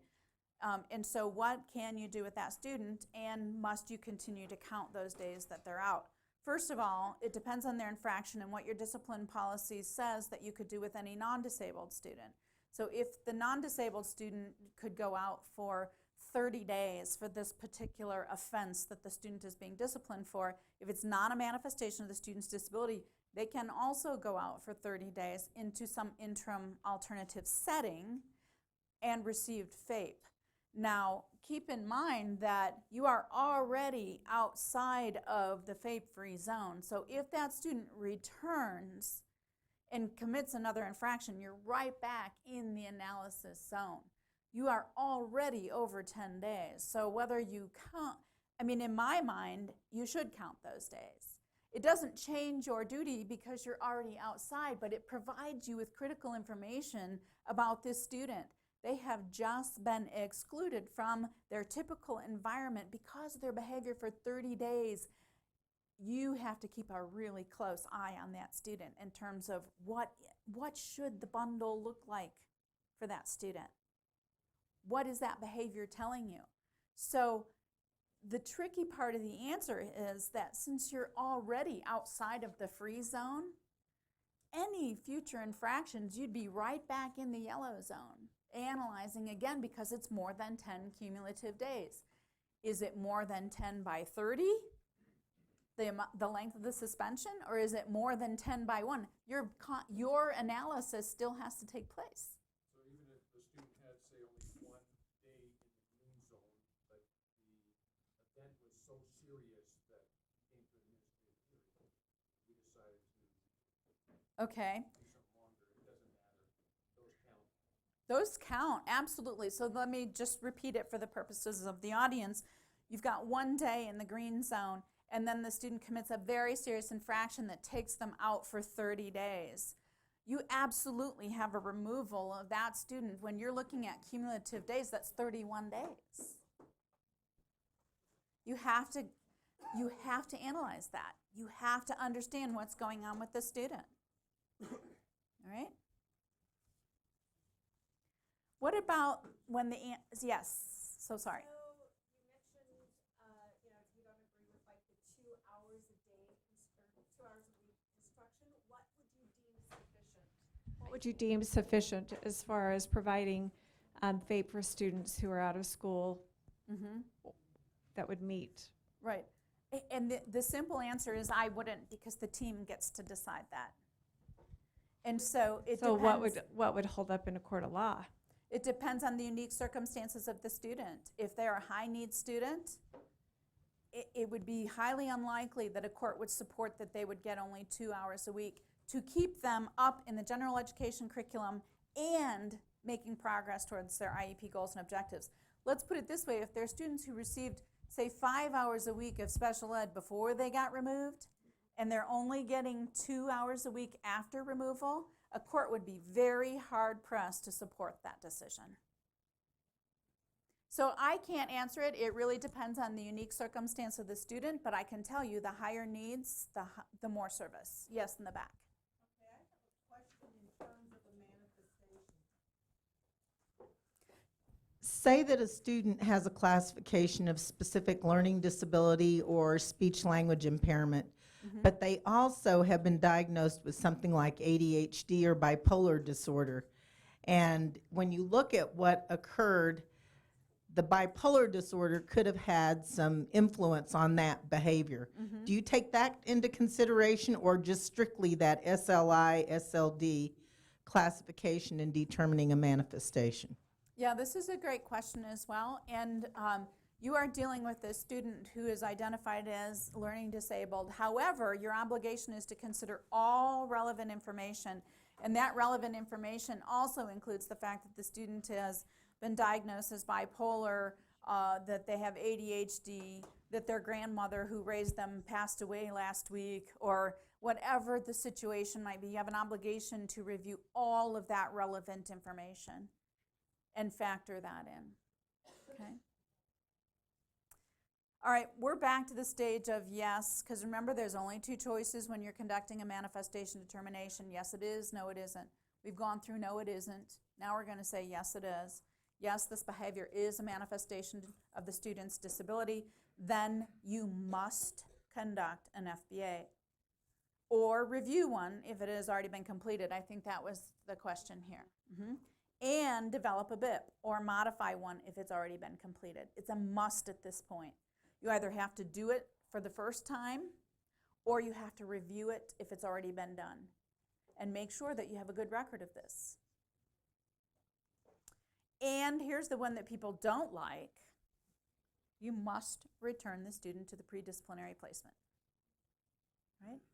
This can be especially difficult when, let's say, going back to the example over here where we had the student out for multiple days and they were engaged, the last one is they were engaged in graffiti.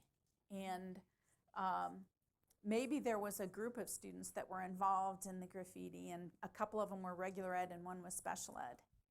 And for the special education student, it was analyzed, it was determined to be a change of placement, and it was a manifestation of his disability. This student was maybe served as emotionally disabled, and all of the relevant circumstances included ADHD and bipolar, whatever it might be.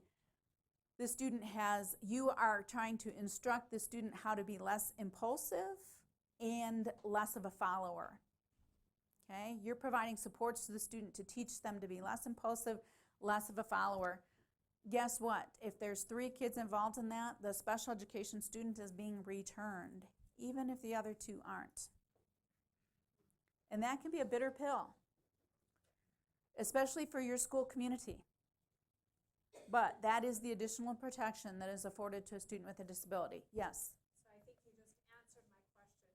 In cases of sexual assault, that special ed student has the right to return to their pre-disciplinary placement.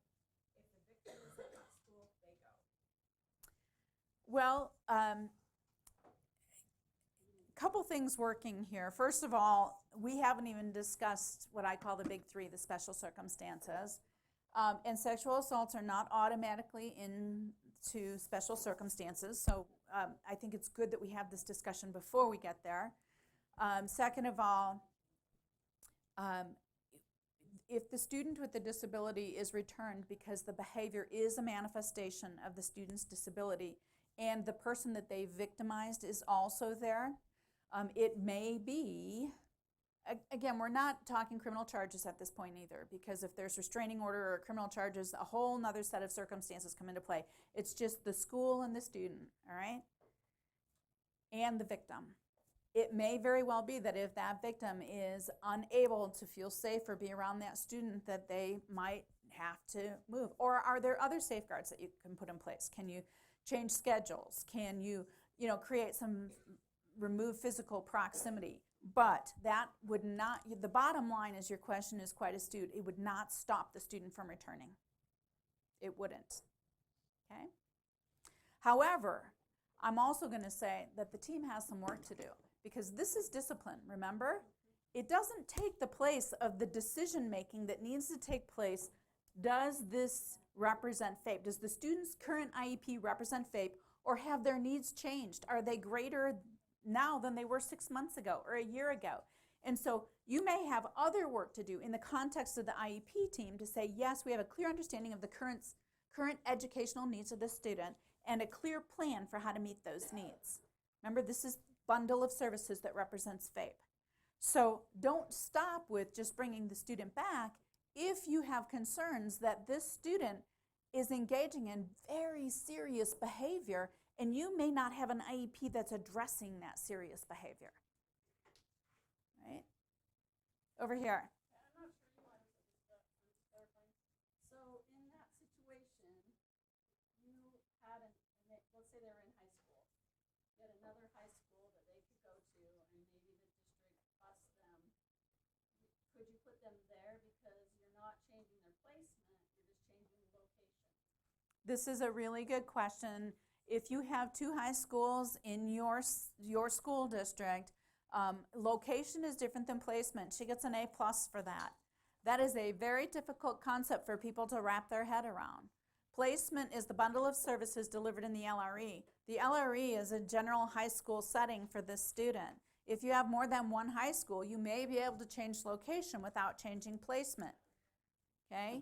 If you don't have another high school, then you can't look at location changing without changing placement. Right? So if the answer is yes, you are going to return the student to the pre-disciplinary placement. Now, you know us lawyers like exceptions. There is an exception to that. And that is if you chose to go to a hearing to prove up dangerousness. You could ask for a due process hearing for the sole purpose of proving up dangerousness. And you would probably lose it because they just are hard to win. But there are circumstances where it can happen, all right?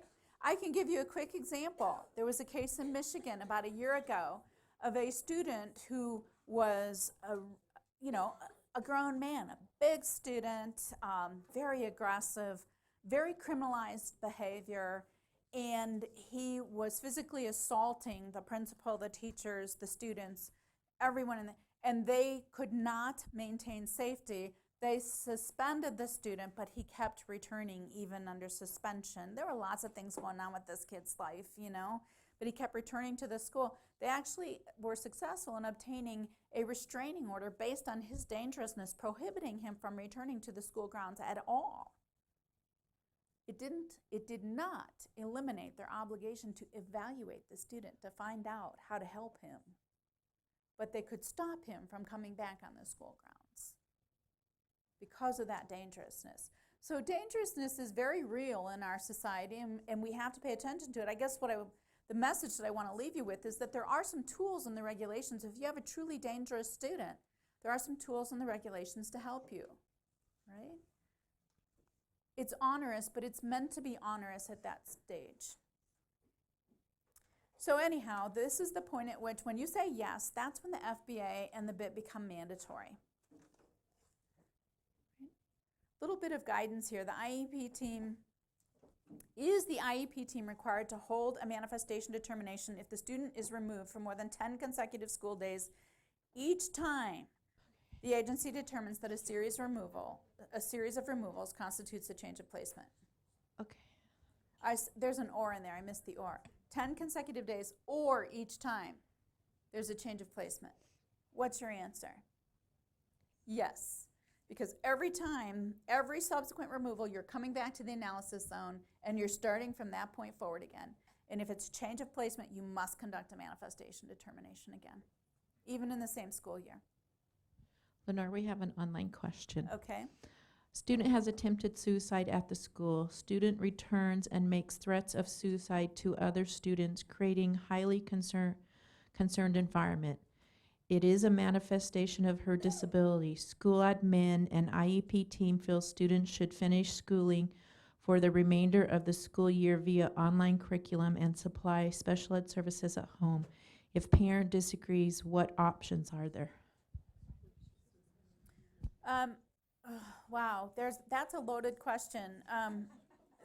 First of all, and I'm going to be honest and frank, I think when you start talking about suicide and discipline together, I think the conversation is missing something, all right? Do we discipline students who attempt suicide or feel suicidal, or do we look at the bundle and say, have we appropriately identified the student's needs? So to me, that's where you go in that situation, is what is in this bundle? What do you know about the student's current educational needs? And when we say educational, we don't mean just academic.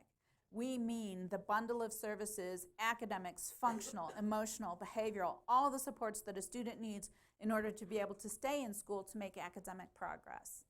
So that question is not about disciplining for suicidal behavior. It's about going back to the team and saying, do we have a clear understanding of the child's current educational needs? And have we developed an IEP tailored to meet those needs? Right? So we've answered this, yes, every time you come back through the analysis zone in a school year, you would need to conduct another manifestation determination if it's determined to be a change of placement. What about the big three, the special circumstances, right? We all know what they are. You have additional authority to remove a student to an interim alternative educational setting if a student carries a weapon to, now wait a minute, I'm going to slow down here because this is important. Carries a weapon to or possesses a weapon at school, and then I have ... because they all have the same language after the ... and that is at school or at any school or state-sponsored event or function, right? So it could be a state track meet. It could be a state band concert. It could be any number, the chess tournament. It doesn't matter. If it's a school or state-sponsored event or function, these rules apply. Carries a weapon to or possesses a weapon at school. Those are very different things. Carries a weapon to implies some kind of intent, you know, in most instances. Now, I've done a lot of work in Wyoming over many years, and apparently it's like common for kids to bring guns in their pickup trucks and that's a little foreign to me, but I'll give it to you. I can understand how that could happen. They didn't clean out the truck after they went hunting. I get it. But when that happens, you are carrying a weapon to school. Or possesses a weapon at school. Now, this is the more unfortunate circumstance, and this could be something as simple as, this is my gullible friend here, and I got the weapon, and I see the resource officer approaching, and I quickly slide it to him, right? I'm no longer in possession, but he gets busted with it. Sorry, buddy. Okay? So this is a very important distinction. Carries a weapon to or possesses a weapon at school. Even if you don't bring it to school, if you possess it, or if you think that my weapon looks pretty cool and you ask to see it, you are now in possession of it for this purpose. Right? Yes? When it talks about school, so we had an issue similar. So when we talk about school, we define that also to include the bus. Sure. Bus to and bus from, so if they have a weapon. Bus stops, yes. Shown at the bus, in the bus, for, you know, that sort of thing. It's any place where your school rules apply. So if your school rules apply on the bus, then it's the bus. If your school rules apply at the bus stop, it's the bus stop. Any place where your school rules apply. And any school or state-sponsored events or functions. Knowingly possesses or uses illegal drugs or sells or solicits the sale of a controlled substance while at school or any school or state-sponsored events or functions. This one's tricky. Knowingly possesses or uses illegal drugs. Illegal drugs are any scheduled drugs, anything that is prescribed and you don't have a prescription for it, right? Controlled substances, selling or soliciting the sale of them, is very different than just possession. So let's play around with that, a little hands-on experience here. I have a prescription for Prozac. I'm a high school senior. I have my prescription in my purse, which may be a violation of a school rule. But because I have a prescription for Prozac, it is not illegal for me to possess Prozac. It might be against the school rules, and you might be able to discipline me, but not under the special circumstances. You see the distinction? I can still be disciplined for a violation of a school rule, but I cannot. You do not have the additional authority under special circumstances because my Prozac is not illegal in my possession. Now, my best friend here is having a bad day. And I, being the good friend that I am, give her a couple of my Prozac. All right? Unfortunately, she gets caught. Somebody sees us doing the little exchange here. She now has 2 Prozac. She does not have a prescription for Prozac. What is she caught in possession with? An illegal drug. Can you discipline her under the special? Yes. Sorry, girlfriend, but you are going for 45 days out, and I'm not. Because here's the deal. I didn't sell it to her. I didn't solicit the sale. I gave it to her. It's not illegal for me to have Prozac. I'm going to be disciplined for other rule violations, but you do not have the authority to use the special circumstances on me. You do on her, because she is possessing an illegal drug. All right? Now the scenario changes, and being the good friend that she is, she offers to pay me, because she knows I have to pay for my Prozac. She offers to pay me $10 for 2 tablets. Now, we're caught. Somebody oversees this transaction. What can happen to either one of us? We are both going to be disciplined under the special circumstances because even though the Prozac was not illegal for me to possess, I have now solicited the sale of it. I've sold it. Even if she had said, look, sorry, girlfriend, but I gotta have some money for these because my prescription's really expensive, so I'm thinking $10 would be fair. And you'd say, I don't have $10. I don't give her my Prozac. Can she be disciplined under special? No. She has not taken possession of an illegal drug. I am possessing Prozac that I have a prescription for, so it's not illegal for me. But what have I done? I solicited the sale of it. So now I can be disciplined under special circumstance. You see how tricky this is? When you're the frontline person, you are making these decisions like this. There's a question way in the back. I can't hear it, so hang on.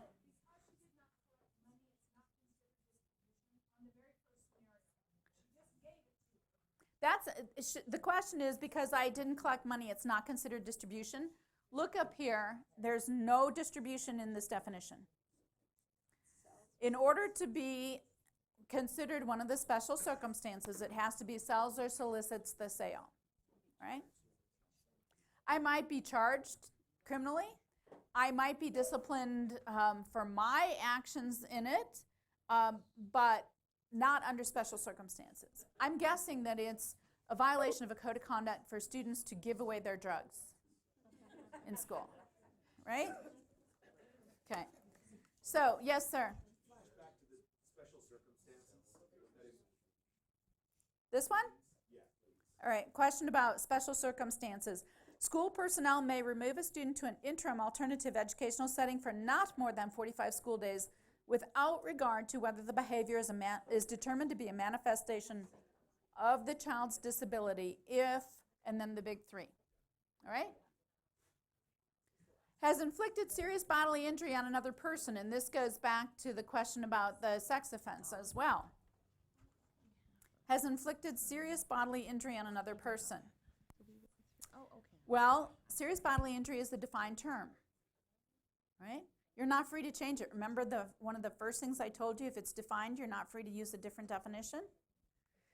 And so we've gone through the drugs here. I'm going to come back to this one. Serious bodily injury means injury that involves a substantial risk of death, extreme physical pain, protracted and obvious disfigurement, or protracted loss of an impairment of a function of a bodily member, organ, or mental faculty. Yep. You all have that memorized, correct? Yeah, the point here that I want to make is this one. You are not free to consider any bodily injury serious bodily injury unless it meets the definition of serious bodily injury. So that tells you you can discipline students who cause bodily injury, but you can only use the additional authority granted to you under special circumstances if it's serious bodily injury. Right? Serious bodily injury, a little hands-on practice here. These are real cases, by the way. Hearing officer and courts tend to consider the injured person's need for medical attention when they're making the assessment of whether something rises to the level of serious bodily injury. Hang on, question. Back when you were talking a minute ago, it said at school. Does that mean like serious bodily injury had to take place at school? It's the ... is at school or state-sponsored events or functions. So any place you enforce your school rules is where it needs to take place, yes. Okay? All right, so consider this. 6-year-old student with autism headbutted a teacher causing internal chest contusions requiring immediate medical attention and 2 types of pain medication. All right? Is this serious bodily injury? Those of you who think that yes, a chest contusion requiring immediate medical attention is serious bodily injury, give me thumbs up. Thumbs down for those of you who think not. Many of you have no thumbs. This is what the court said, yes. Right? It was immediate medical attention, requiring pain medication. Internal chest contusion means bruising. Internal bruising, not just a visible bruise. Okay? The age of the student here can be kind of a red herring because you think there's no intent, and the disability, there's no intent, but that's not in the definition of serious bodily injury. Right?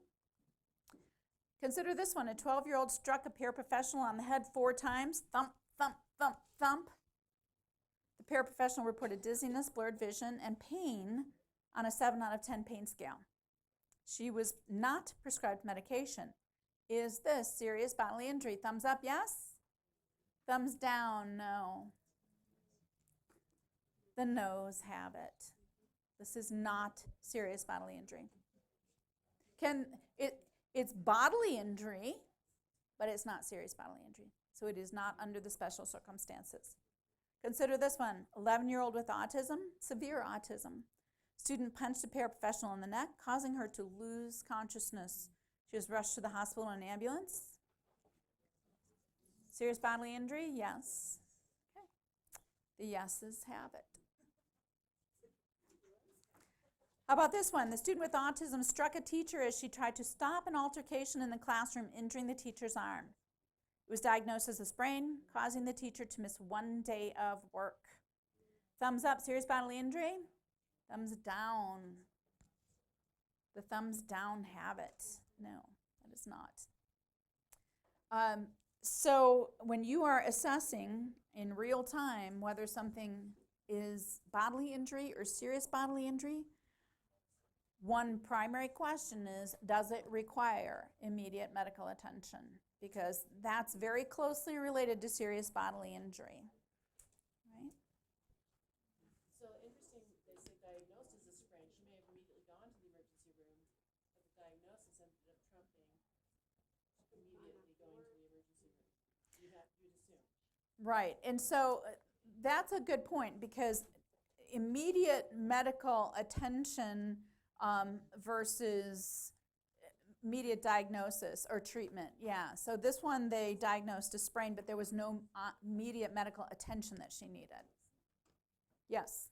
Would a good rule of thumb in that case be if I'm calling 911, it's immediate? If I'm not, it's not immediate? In the sense of, hey, if you can go to the doctor after school today or something like that versus. I don't know, yeah, I don't know that you can use 911 as your yardstick, because some people call 911 out of very emotional kinds of responses too. Oh, okay, I was thinking of Yeah. myself and the person, yeah, okay, never mind. I was involved in a situation last week, this is no exaggeration, I promise that this is not an exaggeration.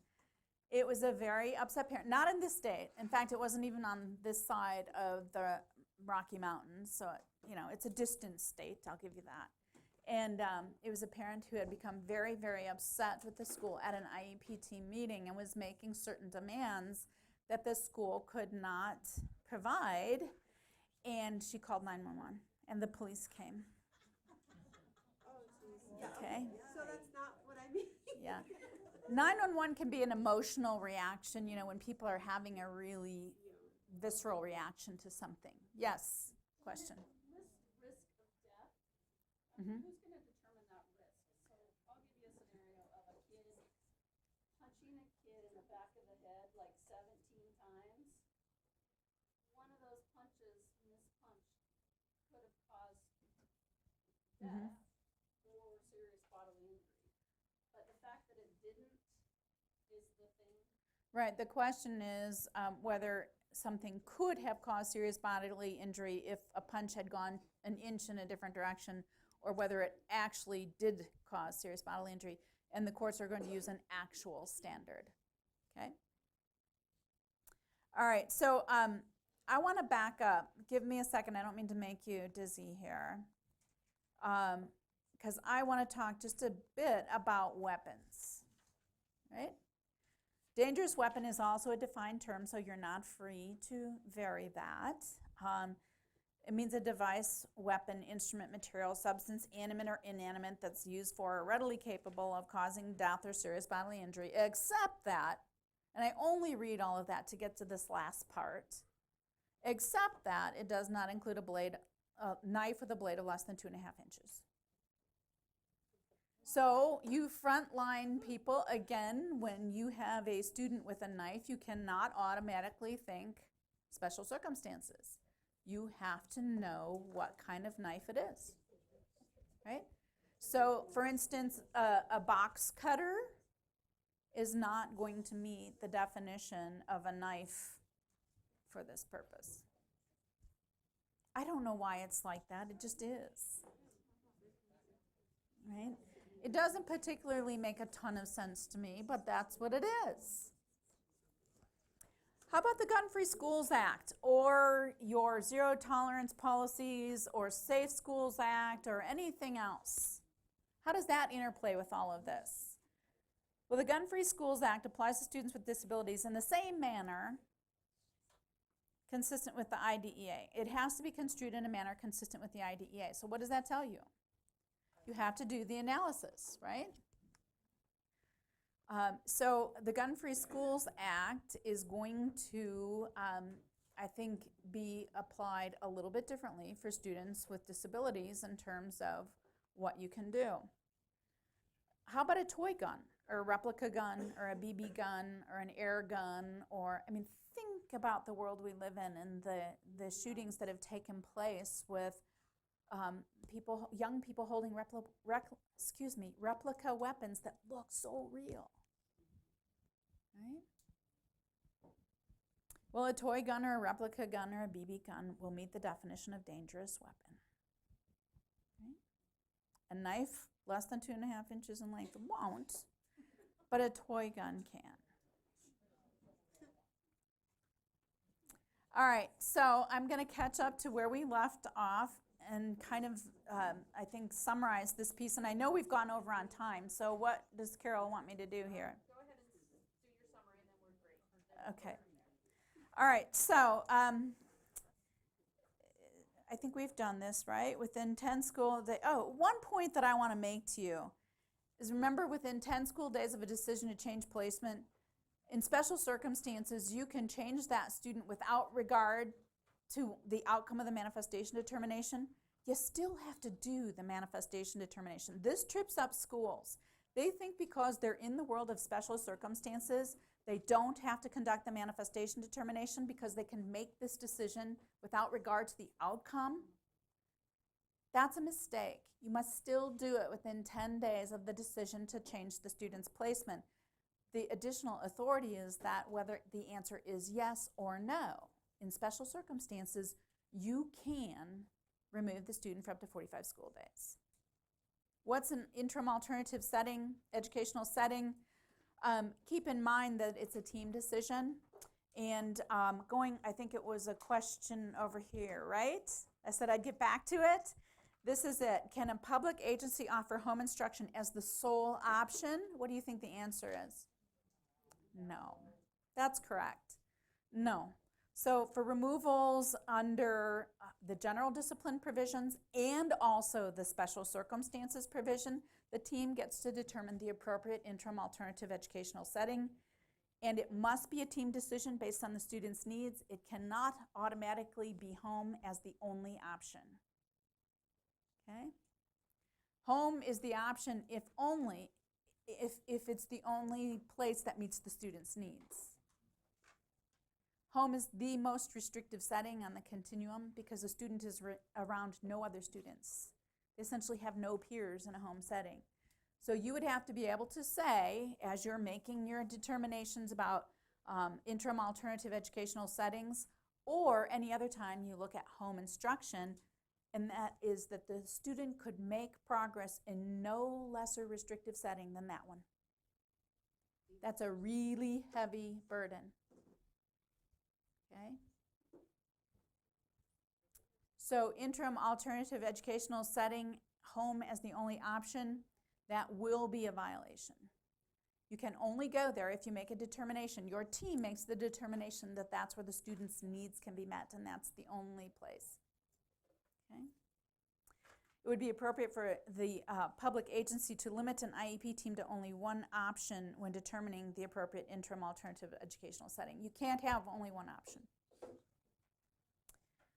And again, whether a child's home would be an appropriate placement depends on the unique circumstances of the child. I'm going to skip through a couple of these because you can read them. You have access to this. There's some cases and some guidance. But this is what I want to kind of leave you with today. Are you concerned about denying FAPE when you make these disciplinary decisions? I mean, I know they happen in real time. I know they're emotionally charged situations. But you have to kind of say, whoa, wait a minute. What is FAPE for the student? You have to continually think about that for students with disabilities. And quite possibly, this is the largest difference between a general education student disciplining a gen ed student and disciplining a student with a disability. I have an online question. For charter schools, is home the only alternative, or can the team recommend a school in that student's district where they live? Okay, so first of all, can you still hear me? Yeah. Okay. So first of all, home can never be the only option. Is everyone clear on that? Yeah. It's kind of like the 10 consecutive days thing. You just have to roll with it. Home can never be the only option, right? And if you have an enrolled student, can you change their enrollment back to their resident district? Is that what they're asking? Well, the answer to that would be no, because that student is enrolled in your setting as a charter school. Nate? Some other examples that you've seen that aren't just home, because I think the challenge is maybe some smaller charters or school districts see that they don't have a system in place like some of the bigger districts might have. So what are some other ways that they can provide that interim alternative education setting? So, small districts, what are some other options other than home, or maybe a small charter school, small LEA? I'll tell you some things that I've seen work. I've seen alternative placements that might involve a couple other students. I've seen also the use of technology that can help with that process. You talked about that earlier. I've also seen tuition agreements with other schools to put students in, for it might be that a school within geographical range has maybe a specialized program, or maybe some counseling or other support services that aren't available in my small school, and through a tuition agreement, we place the student there for a period of time. So I think that there are lots of options, but you have to think outside of the box. And the one thing that you can't do is say, okay, in this situation, the student has to be educated at home, because that's the one thing you can't say. It has to be based on the unique circumstances of the student. All right? Online options are just one that you might consider, and most of the time those are real-time learning opportunities so that the student can ask questions and it might be Skyping into the class, yes. It could be any synchronous learning opportunity if that would meet the needs of the student. But you have to consider the needs of the student when you're looking at those options. But technology in this day and age can be part of the continuum that you look at. All right? All right, I want to kind of slow it down here, and you're thinking, oh my gosh, how could she go any slower? I want you to think about this. I want you to think about these quotes that I'm going to show you on these next couple slides, okay? This is a quote. When all is said and done, a student offered an educational program providing merely more than de minimis progress from year to year can hardly be said to have been offered an education at all. All right? When you're offering the opportunity to make just a little bit of gain or a little bit of progress, behaviorally as well as academically, it can hardly be said to have been offered an education at all. Think about the next one. For children with disabilities, receiving instruction that aims so low would be tantamount to sitting idly, waiting the time when when they were old enough to drop out. That's the start of the pipeline. That's the start of the disenfranchisement. The adequacy of a given IEP turns on the unique circumstances of a child for whom it was created. Think about all three of those quotes in relation to behavior, not academics. Behavior, not academics. Does anybody know where they're from? You did just read it Yes. recently. Anybody know? You get like an A+ Is it- star. Supreme Court. That's Andrew. right. It's the Andrew F. case that was just issued in the last week. The United States Supreme Court said this about a very behaviorally challenged student. Right? I think as homework, every one of you need to go read the Andrew F. decision. It's not very long. It's a 10th Circuit Court of Appeals decision that went up to the United States Supremes. That's the law in your land going up to the United States Supreme Court because you are part of the 10th Circuit. 10th Circuit Court of Appeals had said merely more than de minimis progress is sufficient. They had said some educational benefit is sufficient. And when you think about 2 hours a week, you might be able to get to merely more than de minimis, maybe. But the Supreme Court struck that down for a very behaviorally challenged student. This is not based on his academics, it was based on his behavior. And they said that is not the standard for students with disabilities. It can't be. So they sent it back to the 10th Circuit Court of Appeals for an order consistent with its decision. So I think that all of you, I'm very heartfelt here, read this decision because it came from your circuit. It came, this materially, if you look at the Special Ed Connections splash page today, you know what Special Ed Connections is? It's the, the wire service. The splash page today, part of it was an article by Julie Weatherly, who's a very well-known special education attorney, and the question is the Andrew F. case, is it big change or little change? Is it huge or is it no big deal? And her response was, if you're in the 10th Circuit, it's a big deal. You are all in the 10th Circuit, it is a big deal for you. Did it surprise you? I'll tell you what, I was there for the oral argument. And I got to see those justices. It was one of the most meaningful experiences I've ever had in my life. And it was a unanimous decision. Keep that in mind, okay? Politics had nothing to do with this. It was about kids with disabilities. And I sat there and I watched all 8 justices, well, 7, because Clarence Thomas, he does not ask questions. He's only asked one question in 5 years, and he did not break his cycle when I was there observing either. So the other 7 justices, the attorneys, there were 3 of them that argued because it was the parents, student's attorney, and then the district, and then the Department of Justice had joined. The parents' attorney had the burden. They go first. He got about 10 seconds of his prepared remarks out. And Chief Justice Roberts, boom, firing questions. And then all the other justices. These attorneys never got more than 10 seconds of their prepared remarks out. And these questions were heartfelt. I mean, not only had they read the briefs, they'd thought about this. They said, we're not educators. Tell us what you mean. How is this different? What do you envision for kids with disabilities? Are you really saying this? Constantly, through the whole thing.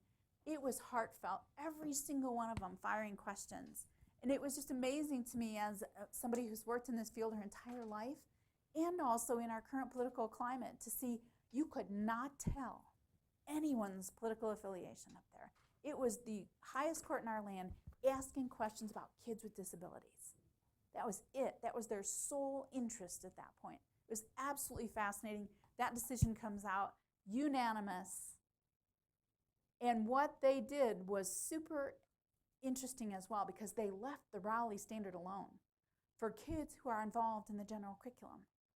What they said is, go back and retool it for kids who cannot benefit. The kids, severe behavioral kids, kids that are excluded from the general settings, kids that are lower functioning and cannot participate in even a downward extension of the general curriculum. It's those kids you've got to go back and rethink.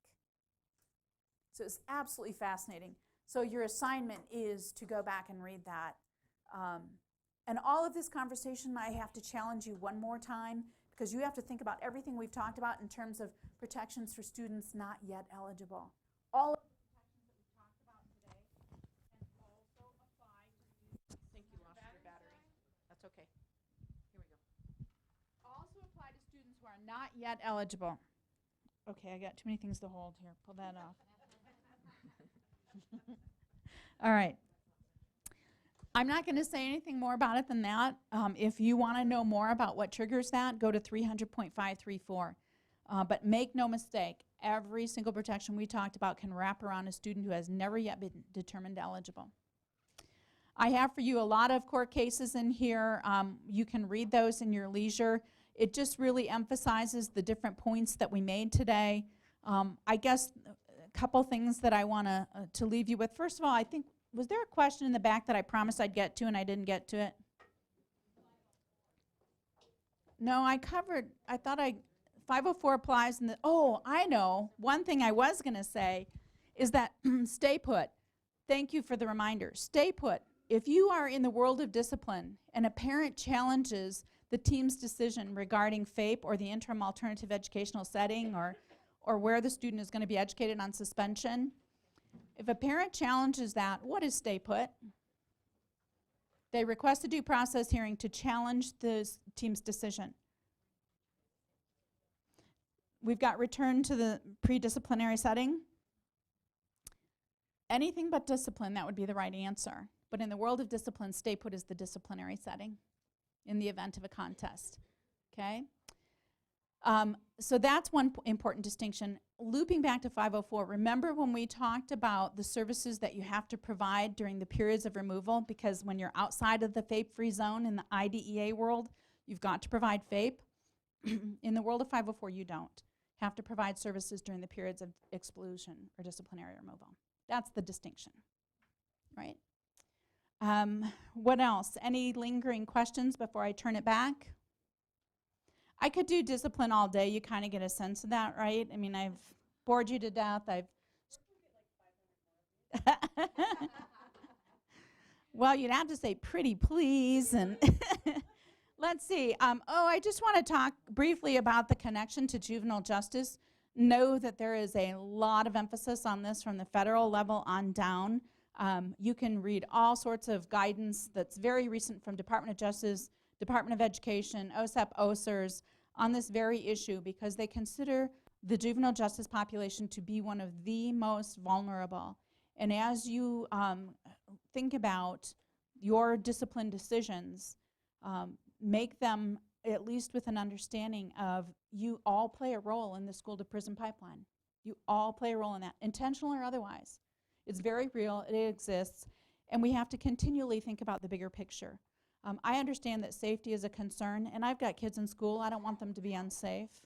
But we have to achieve this balance and know that if we don't deal with them as kids, we will have them in the system likely forever as adults, and we'll pay for them that way too. So we want to make sure that we pay attention to the juvenile justice aspects. BIPs and FBAs, all of that, incredibly important. My caution there is sooner, not later. There may be points at which it's mandated in discipline, but don't ever take solace in the fact that you didn't have to do it because it wasn't a manifestation determination if, on the other hand, you don't have a clear understanding of what should be in the bundle. If you need information in order to know what to propose as FAPE, get it. It's your job. Might be FBAs, it might be BIPs, it might be other evaluations. You need to get that information. So, it is my simple reminder that suspended or expelled students still have the right to receive FAPE after 10 school days always. And approach everything you do in discipline with that understanding. Right? That's it for me.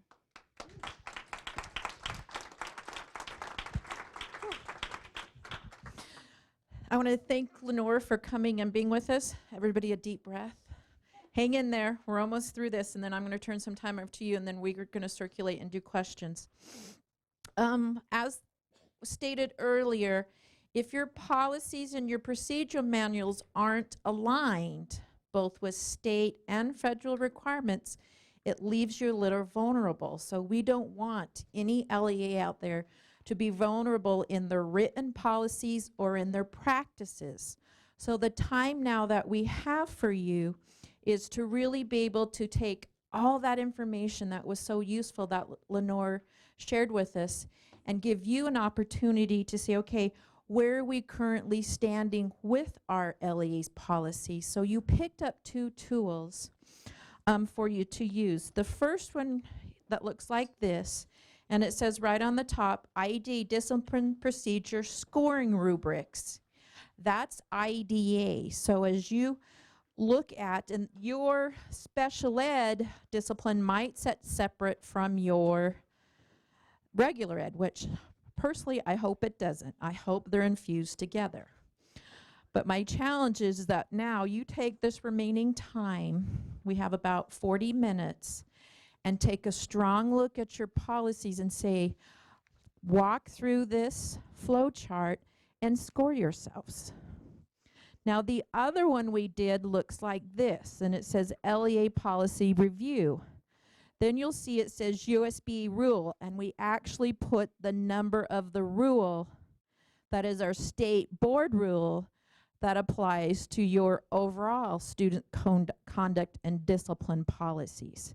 So same thing, take this pull out your policies and say, can we find these things covered in our policies? And score yourself. Policy in place, policy partially in place, need for policy.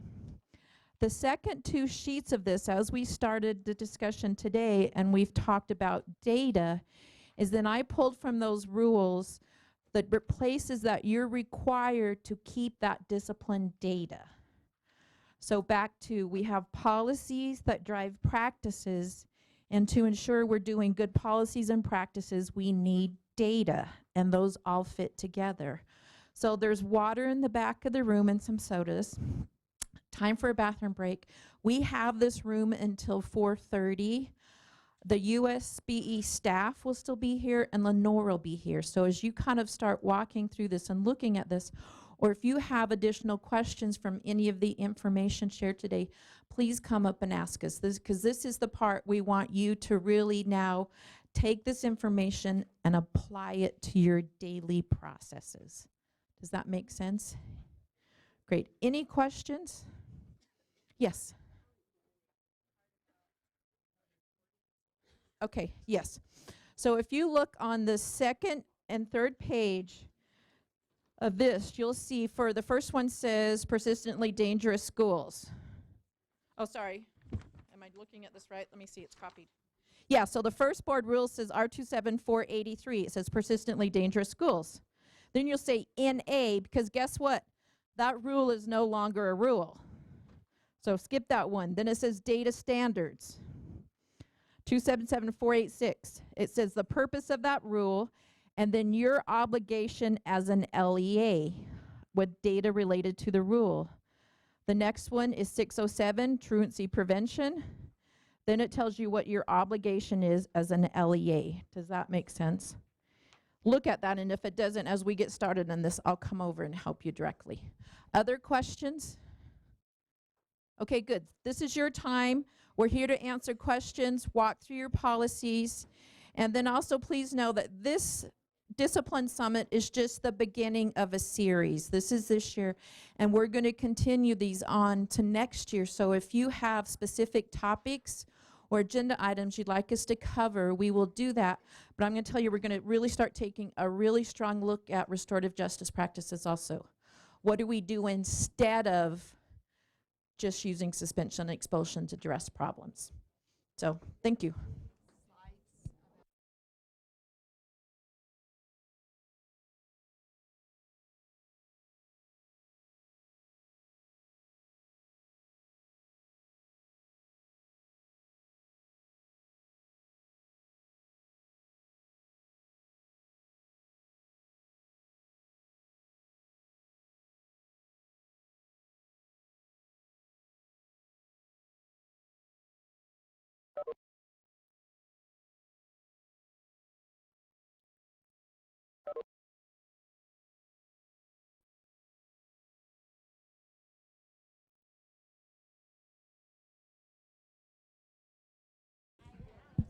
Please raise your hand or just come over to us if you have specific questions, and we'll just circulate around the room.